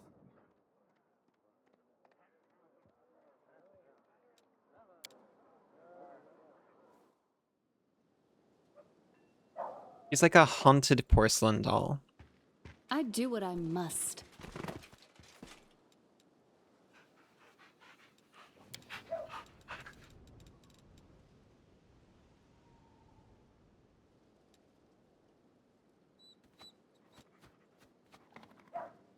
We want Sauciel instead. Of Ember, obviously. What you got? You got the Marching Terror on you.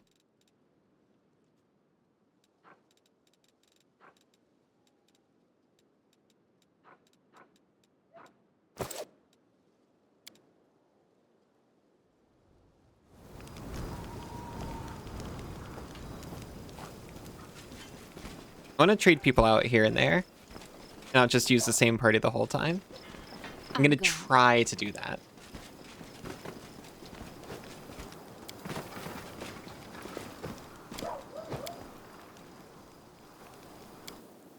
I don't know about using people I just genuinely don't like, though. I'm looking at you, Regal.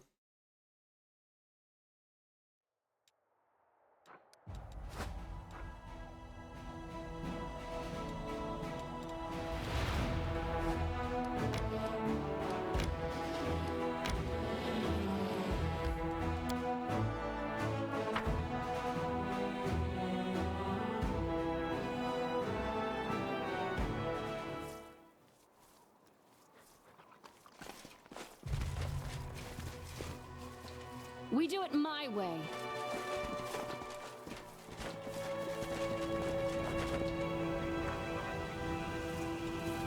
I'm always ready. On top, do we really want Sauciel in the back? We probably want something more like...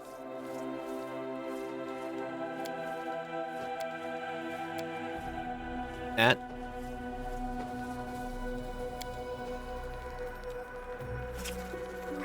We'll just nestle Woljif right in there.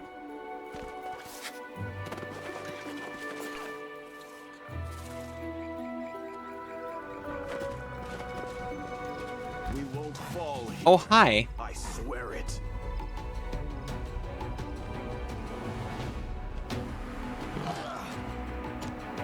Like Smilodons.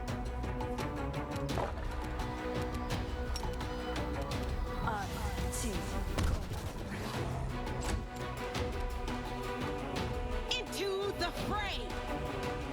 Wait a minute.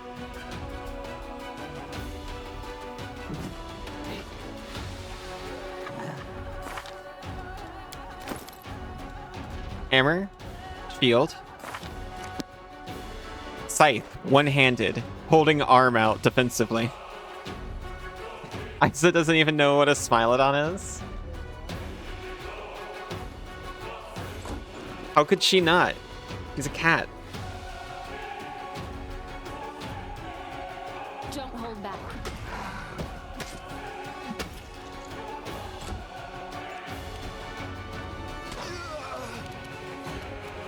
Poor Sauciel. We took him out of the companion container. And within the first 5 minutes, he's half health, sick with the demon plague.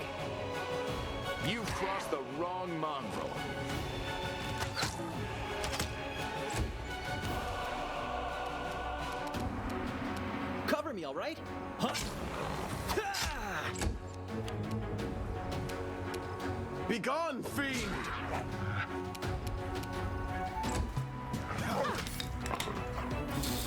Oh. Aw, thank you, Noxie.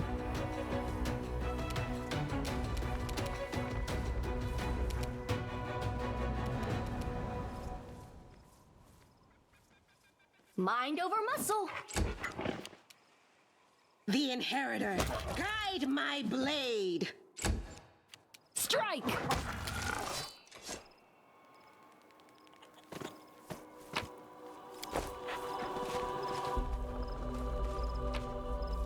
We found cold iron, special metal extracted from the depths and forged at a low temperature. Cold iron is not only useful for making weapons against demons and fae, but is also a valuable alchemical ingredient. And a keen composite longbow, +2.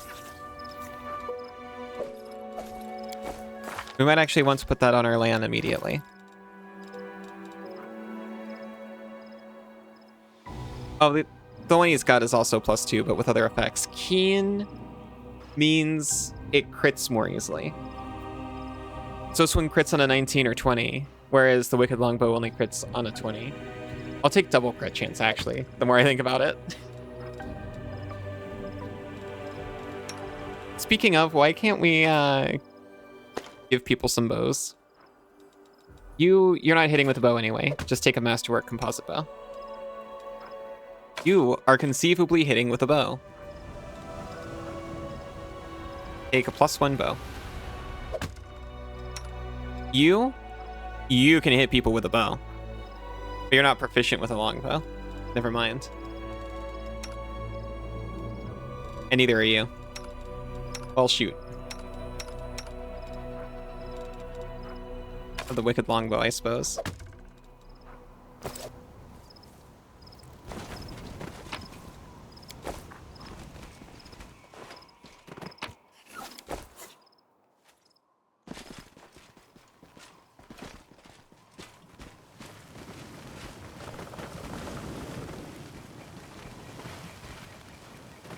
Well, Follow if you dare. we fought 2 Smilodons.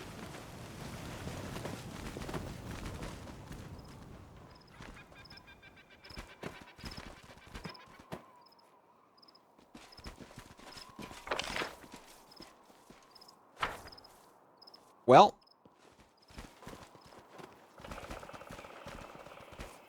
I'm off.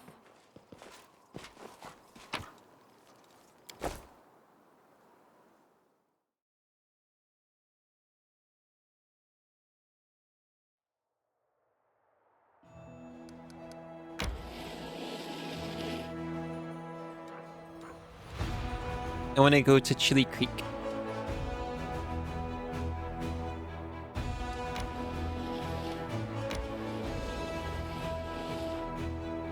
Nah, we'll fight through that. They're fine.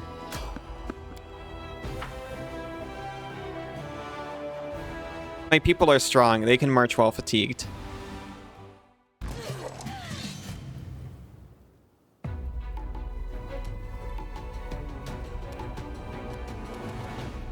There's a succubus here.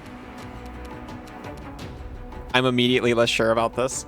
Hey, we're about to rest though, because everyone's fatigued. So just blast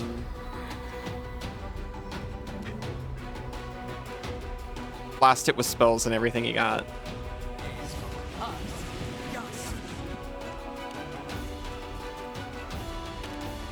Have a nice rest with the succubus. Maybe not with the succubus. After the succubus. You won't survive me. And your spooter friends.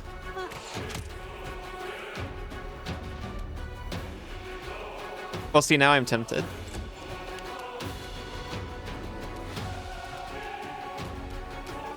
You should have run. It was actually fine. The lights take you. Nothing to worry about.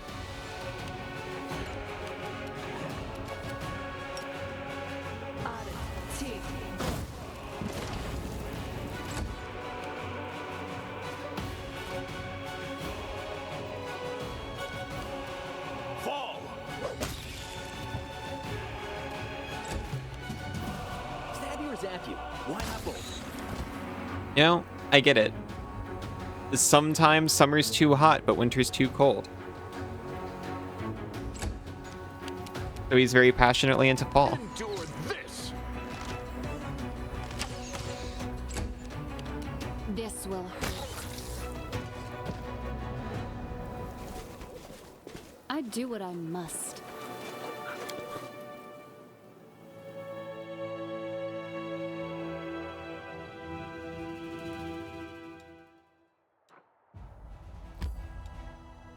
Oh, the path is unknown. Enter, no, we're resting first because we're all fatigued.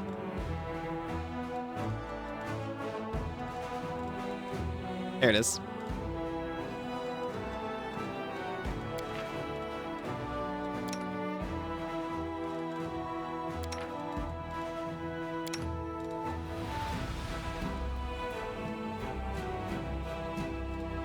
What's everybody? Hila's not doing anything. Yeah, you can give a +2. Help Woljif camouflage. You're not bad at spellcasting. Where did you study? Here and there. But I give up all my lessons just to be able to drink the way you do and not end up under the table. Cute.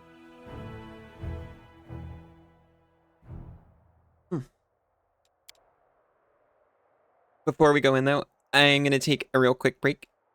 I'll be back in just a few minutes for a little bit more. We can hopefully get through Chili Creek. See you in just a few. Welcome back. We're heading into Chili Creek. Good night, Cassidy. If you can still hear me, I'm sorry I missed you.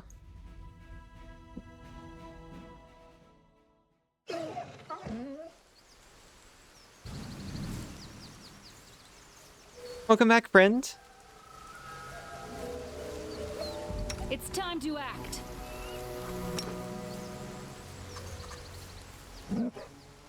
We should. Can I... Oh, we did it. I do wish that you could just be mounted by default. I'm gone.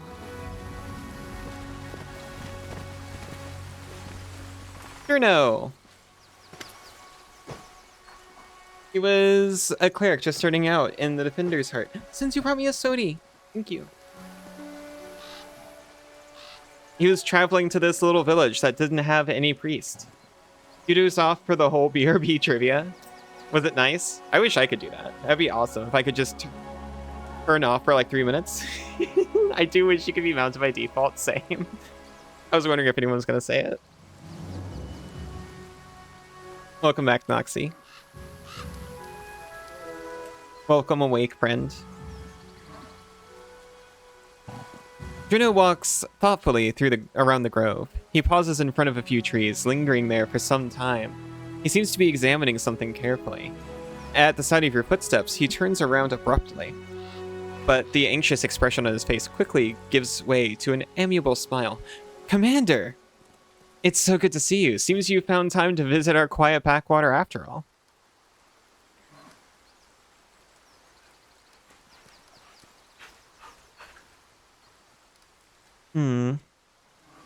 I could be mistaken, but it looked like you were frightened by my arrival.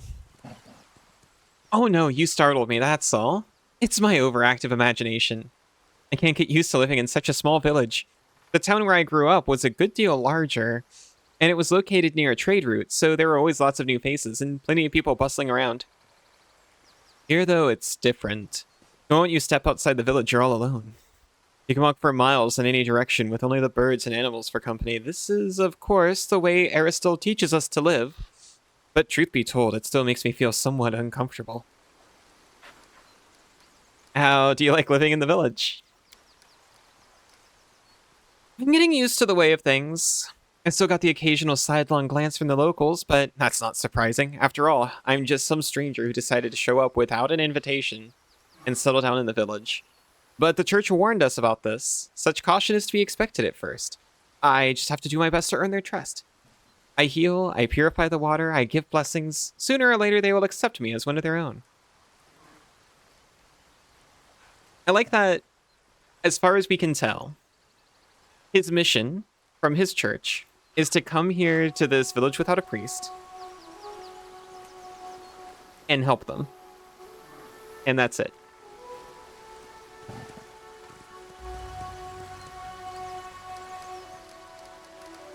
Why were you looking at those trees? See for yourself.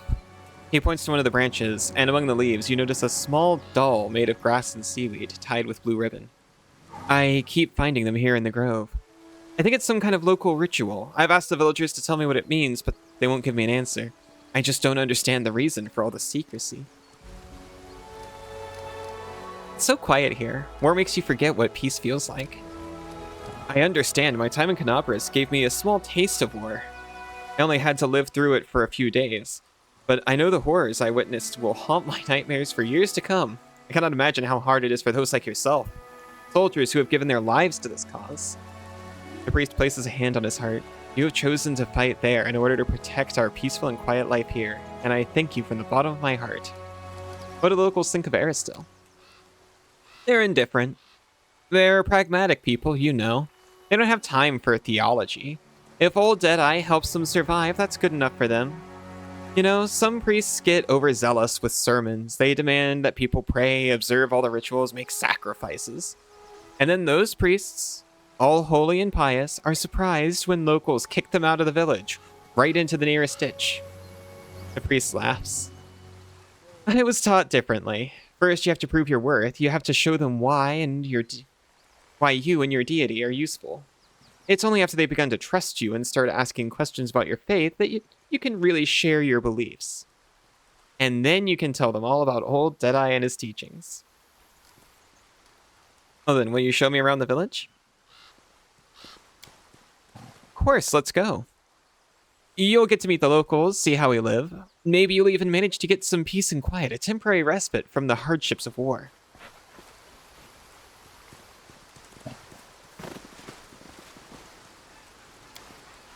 Straw doll, clad in small, skillfully embroidered light blue dress, is tied to the trunk of the tree.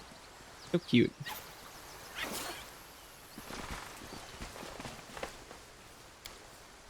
Three old dolls hung from the branches. Their grass and seaweed bodies are slowly rotting away.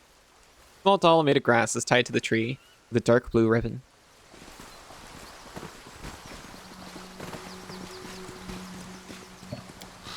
Old, faded blue ribbons hang from the branches of the tree.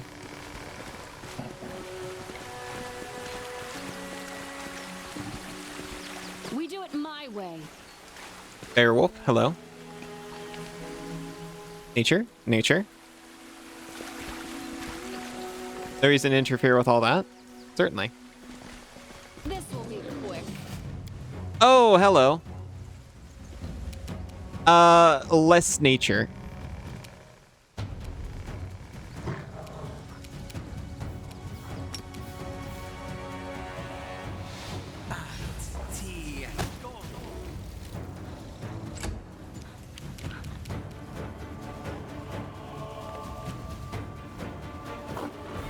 Taking him down. He's got reduced AC thanks to Woljif.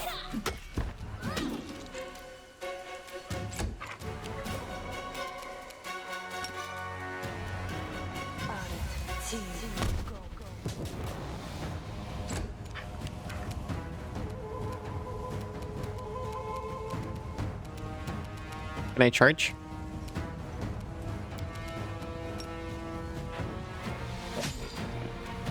I was really hoping it would scare the Smilodon, to be honest.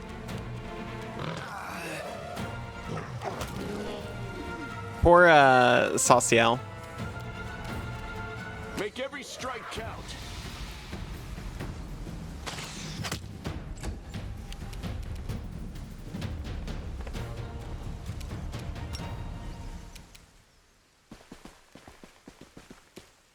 Oh, there's Jurno, by the way. Distract them from me.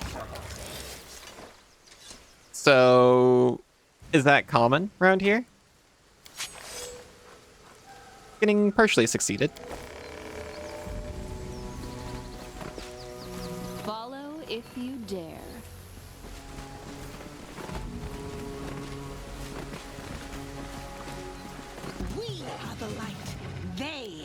darkness. You've crossed the wrong mongrel.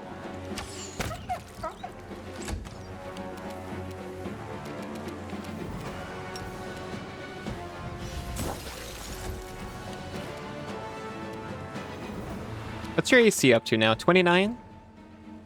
See, we're getting there.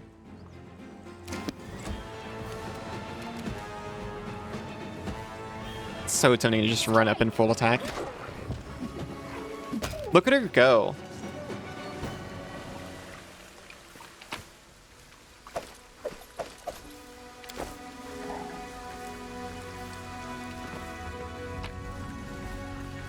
Corrupted animal meat.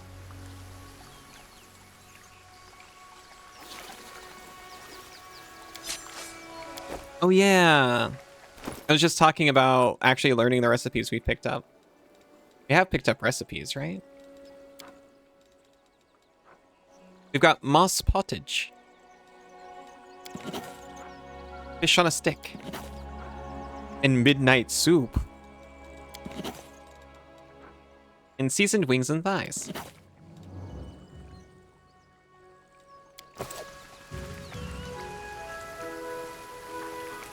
Seasoned wings and thighs is what they call Sin and me when we go out to the club, by the way.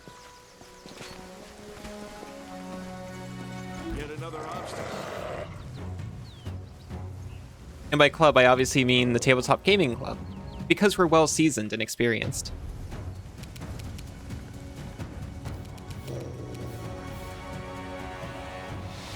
Fervent typing. Here are the thighs. It's true.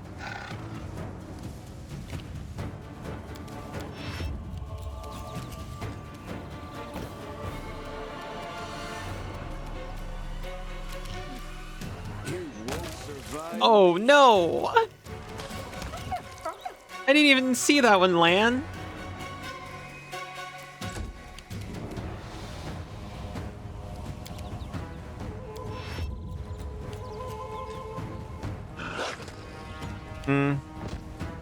Yeah, I should have expected that, honestly. Oh, Journo did a thing. No glory without risk.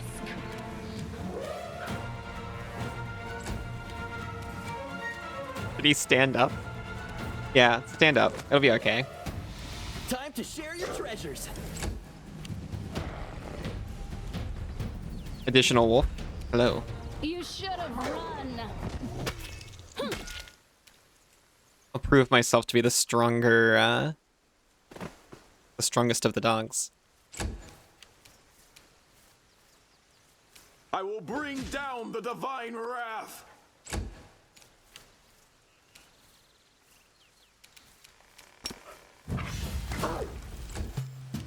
Bring down the divine wrath upon this dog. Endure this. My skills are absolute.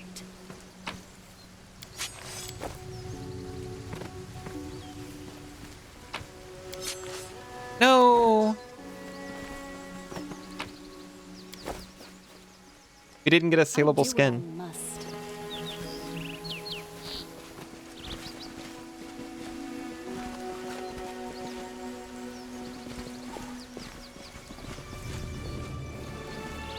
Make sure I don't get too far ahead over here.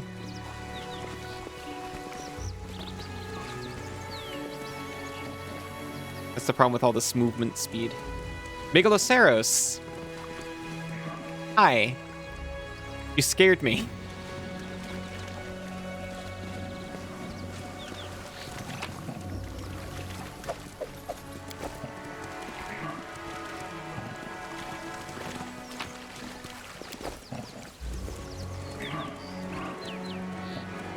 Megaloceros?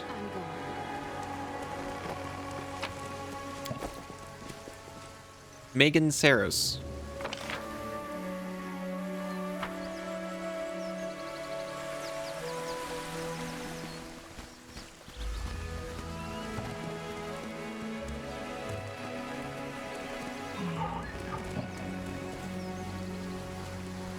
Watch out for those huge heath. Don't let them catch you. Oh no, do you think I'm in town? Aim for a throat and belly. Fewer scales there. Don't be afraid, everyone. We've fought ones bigger than this.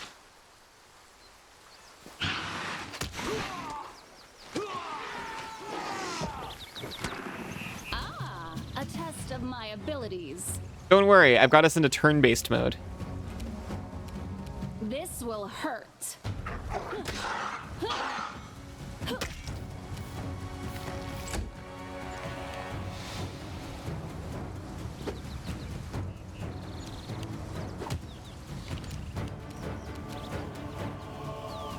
Everyone else is so far away.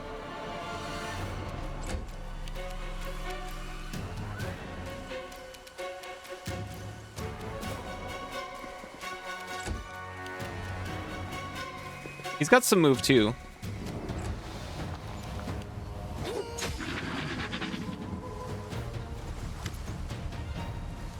That'll teach you to mess with us. The man with green eyes, the broad shoulders of a swimmer, and the calloused hands of a fisherman shakes his fists at the beast's motionless carcass.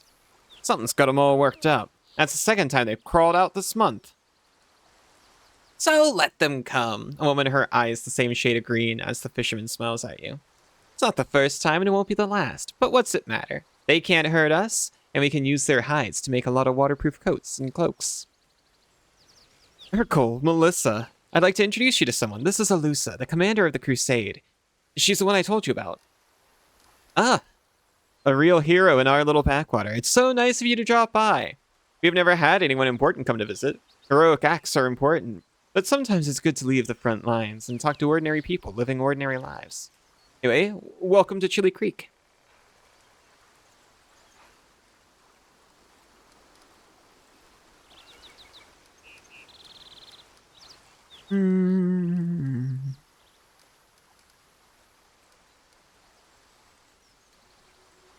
Fighters are usually far more dangerous. That beast was not at its full strength.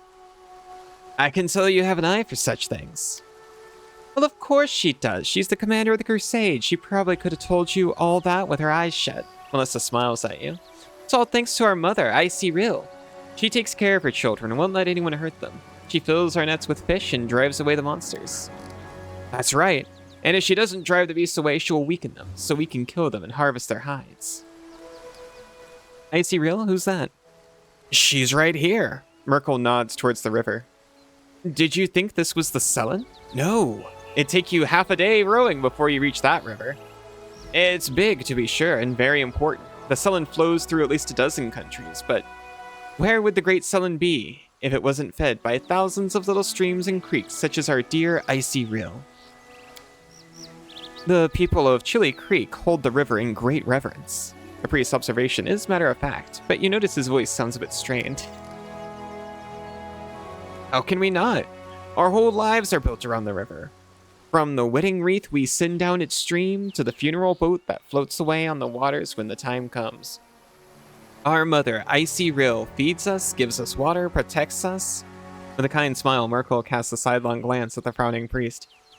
The gods are far away, but our Icy Rill is right here, so we treat her with respect. Get that, 1000%. How's life in the village now you got a priest? Not much have changed. Not much has changed. Merkel shrugs and smiles amiably. He's a good lad. He does some healing, never bothers us with sermons. Why, he's even learning to fish in his spare time. See, he's integrating.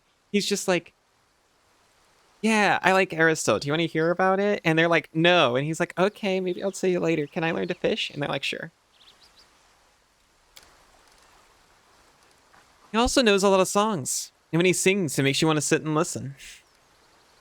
Melissa smiles archly at the priest, and he blushes.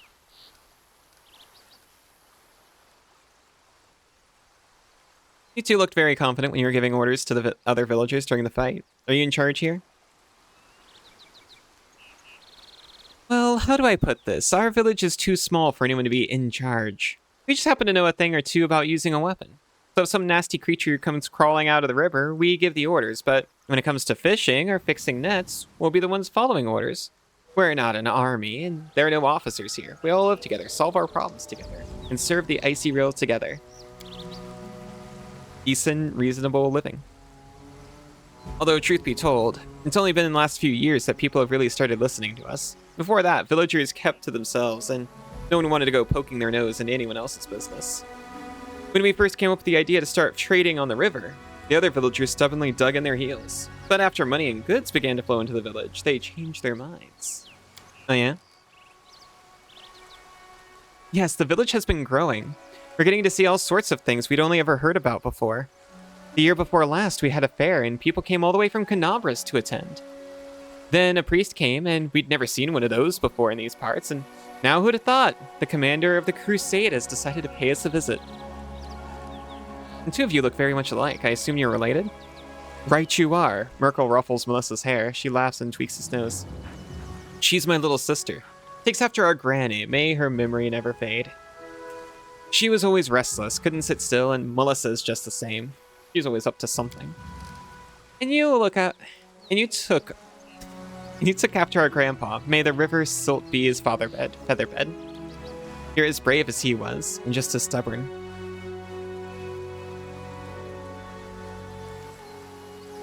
I'm losing my words. What are those grass stalls hung from the trees? A shadow passes over Merkel's face and he looks away. It's nothing much to tell, really. An old local custom. It's just a ritual, Melissa adds in a low voice. No one seems willing to share any further details with you. Fair enough. Ever been attacked by demons? No, we've never seen any. Our mother Icy Rail keeps us safe. She would never let such abominations near us. I have to go.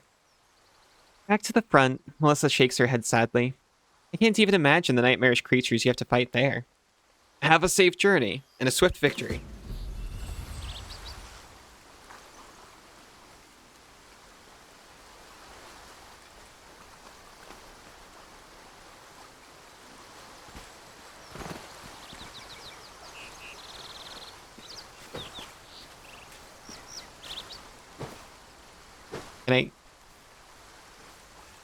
Can I harvest the Hydra? I can! I get an eye. That's fair. We're leaving the hide to the people who need it.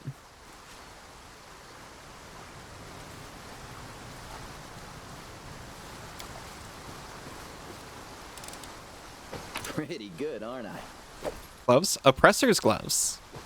+2 bonus on persuasion checks made to intimidate. In addition, whenever they confirm a critical hit, the enemy suffers a -2 penalty on saving throws against minor affecting conditions. Been a cold year. I don't know if I'll use those gloves this time. On a different character, absolutely. We do it my way. Welcome home, Banana. How are you doing?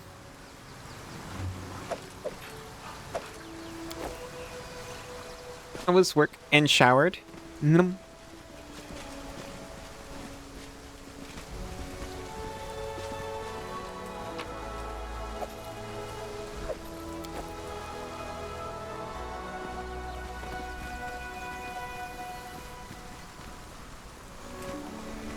Follow if you dare.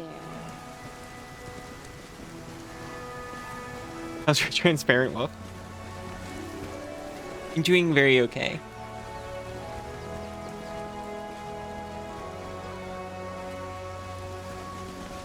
We're in just a peaceful, normal village. I'm off.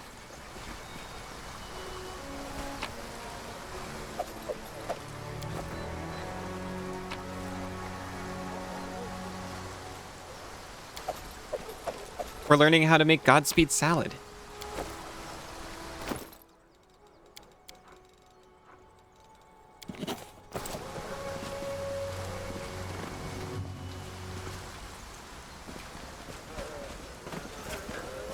I do what I must.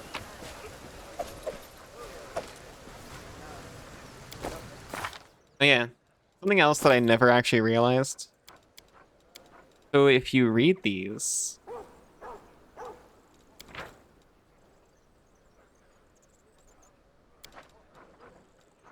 you learn things from them.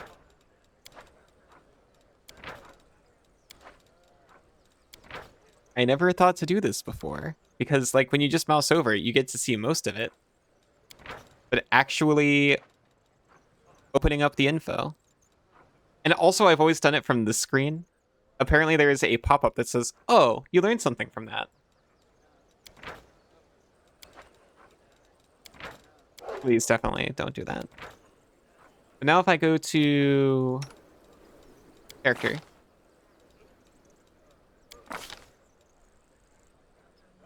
The books, they're here. Giving us a +1 competence bonus on saving throws against swarms, or +1 bonus to attack and damage rolls with the glaive, as if affected by weapon training with glaive. +1 competence bonus to attacks and damage on all natural attacks. Do I get that, actually?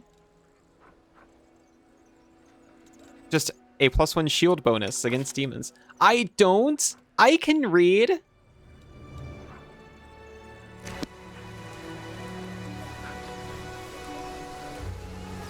So you learned something new from this book.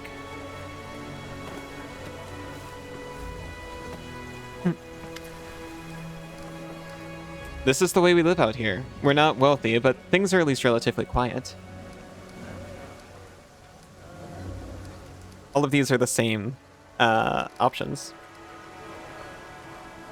When Crusaders are near the World Wound, they often experience nightmares when they sleep. Do you have any trouble with nightmares here? No trouble with nightmares here. The village is located on the outskirts of the World Wound, so perhaps that's why. Indifferent towards Aristil. I like living in the village. Takes some getting used to. Same stuff, same stuff.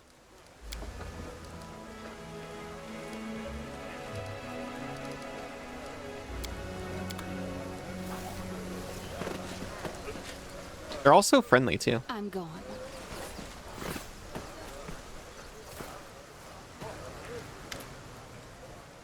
Look, the commander's here. Welcome back.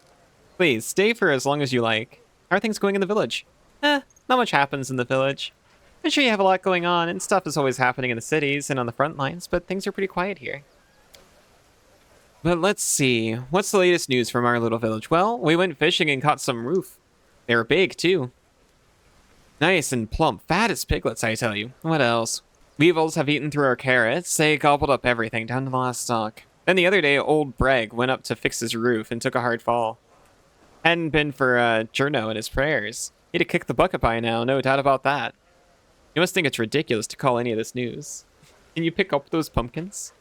I don't think so. Also, Journo is just downright wonderful. I don't know, maybe his prayers are working, or maybe he just has a lucky touch, but whenever he blesses me, I always catch a boatload of fish. Also, he sings like an... Enough already, Merkel frowns. Journo this, Journo that. That's all I ever hear you talk about.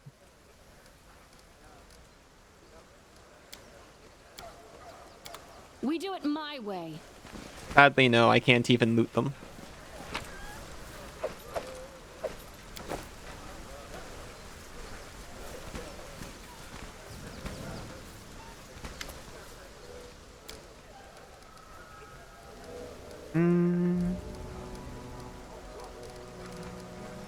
Oh shoot, that's all connected to how are things going in the village. Do you worship any deities here?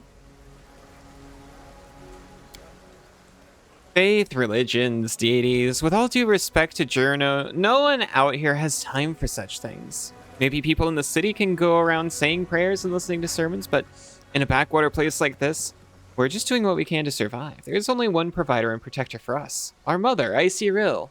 Marco nods towards the river.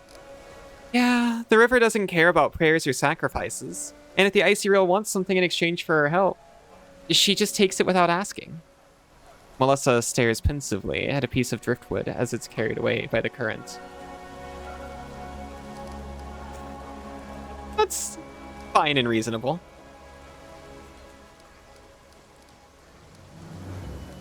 We've asked all these other things before. Dolls. Nothing much to tell, just a ritual.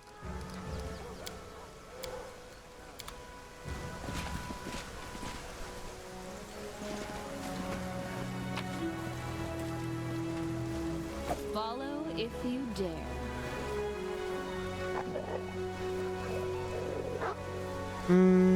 I quickly skimmed this just to see if it had anything to talk about rivers. I don't think so.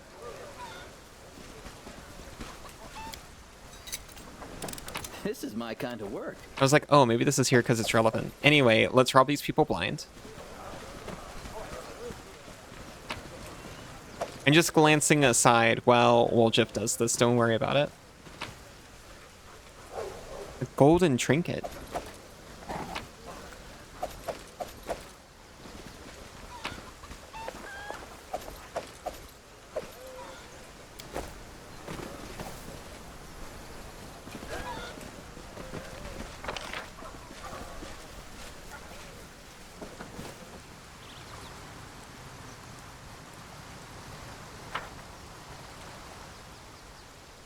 Weapons, spells, poisons. The art of killing is so diverse these days. A shame one life is not enough to master them all. Lusa, what the fuck?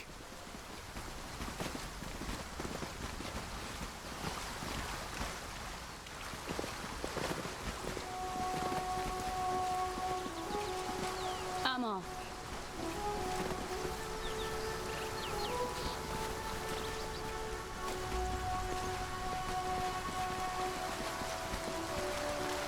Bones, dagger, grinding stone, coins, and an eye.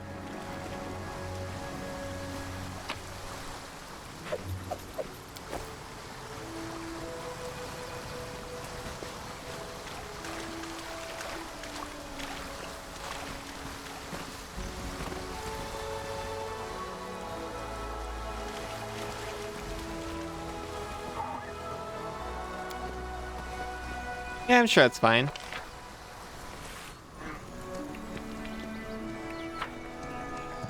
I think I was confusing this place for somewhere else. I do what I must. I thought I remembered like a whole thing over here.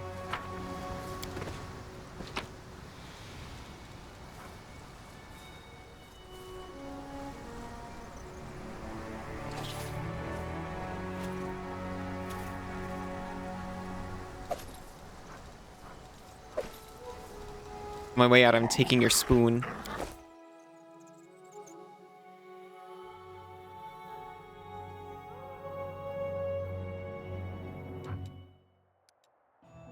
It's a little less climactic than I thought it was.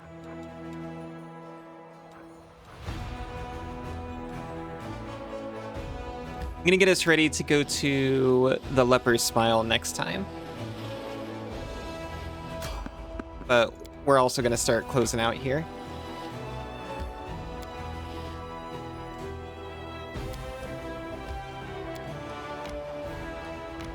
We can stop off at camp first. We'll actually just sleep here.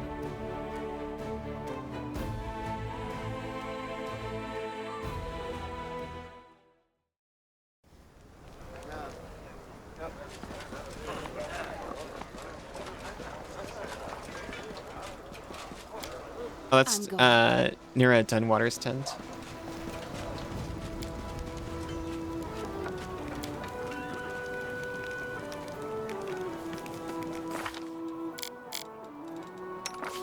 Checks to make sure Sauciel's prepared, just in case.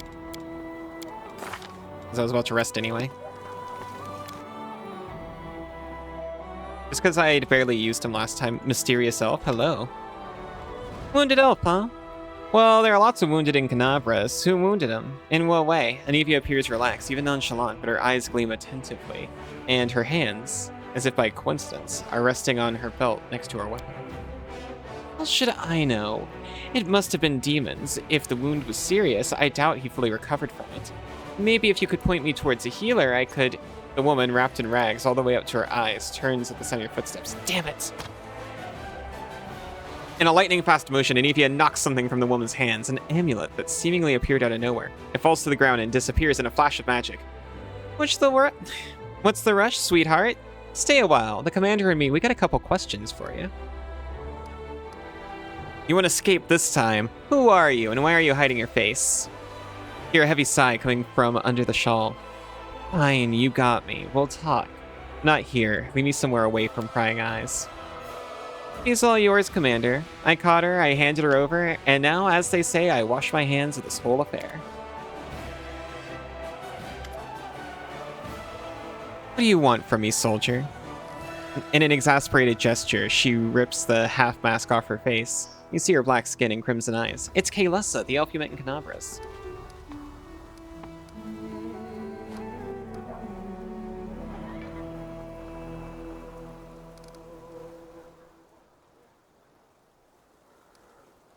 Why did you follow my army? To find someone. Kaylessa lets out a resigned huff. His masters want me dead, which means I will die sooner or later. After a pause, she narrows her eyes and spits out, but that doesn't mean I'll lay down and accept my fate.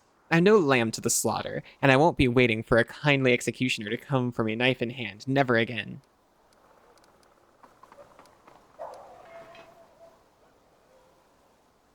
I know who you are. You're Kaylessa, cultist of discard. That's at least what Foreign Autumn Haze, a wounded elf in the Defender's Heart, told us.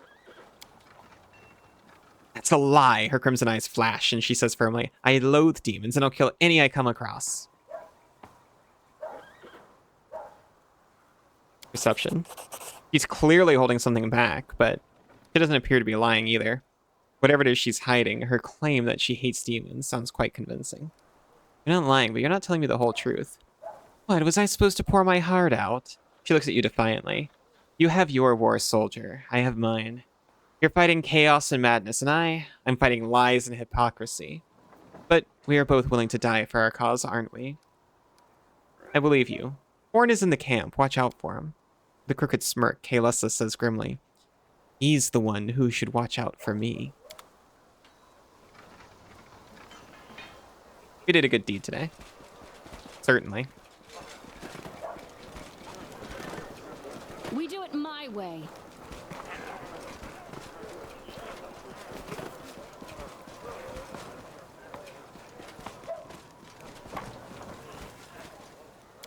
I don't actually know where he is. Is he in the medical tent? Is he just coming along? Despite still needing direct medical care?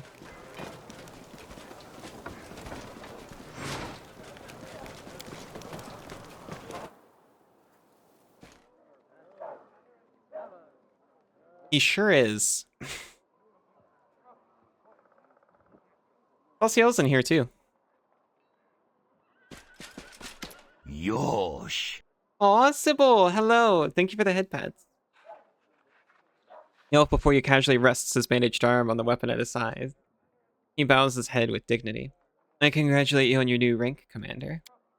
My hunt demanded that I travel with your army. Naturally, I wouldn't burden your forces with the need to care for an outsider. I provided myself with all the necessities. I'd like to know more about you. I won't hold anything back, not who I am, why I made my way here, or who it is that I'm pursuing. Remind me, who's the quarry that brought you to Vendev? Something a fugitive, a descrite by the name of Kaylessa. It pains me to admit there are heinous malefactors such as her among my noble kind. And no more questions. Met other elves that look like Kaylessa. I wouldn't say they look just like her. I'm not gonna tell him anything.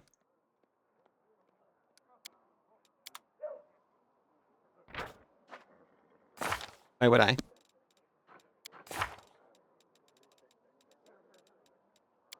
The outcast. Wait for Kaylessa's schemes to be revealed. I don't gotta do nothing. According to the Dark Hunter Foreign's warning, Kaylessa will strike soon. Be wise to prepare to face her head on. I faced her head on. I told her where this guy was so she could kill him. Follow if you dare.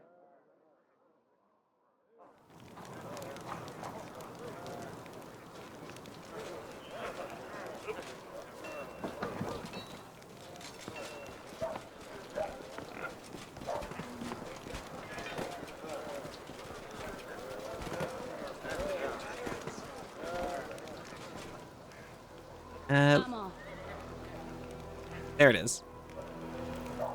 Exactly where it always was.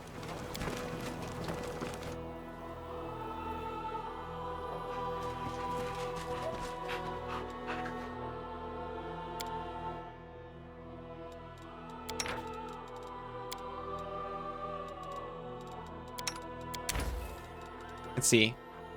They got higher DCs, so they must be better. +3 cooking bonus on all skill checks. Extends the time you can go without a rest before becoming fatigued for 4 hours.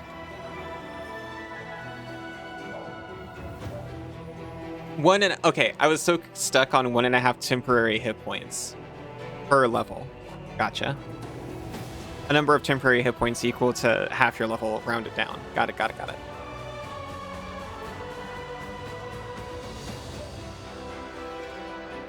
And Godspeed Salad. Plus 10 movement speed bonus for a day. It costs cheese, though. We only have 8 cheese. Hearty meal only costs purifying solution.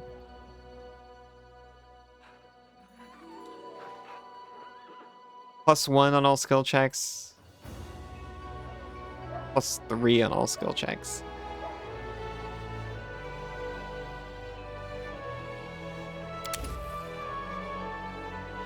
Sure.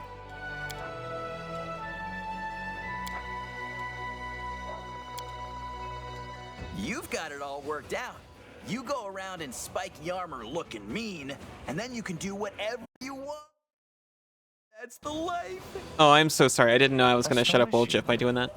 You are even more stupid than I thought, thief.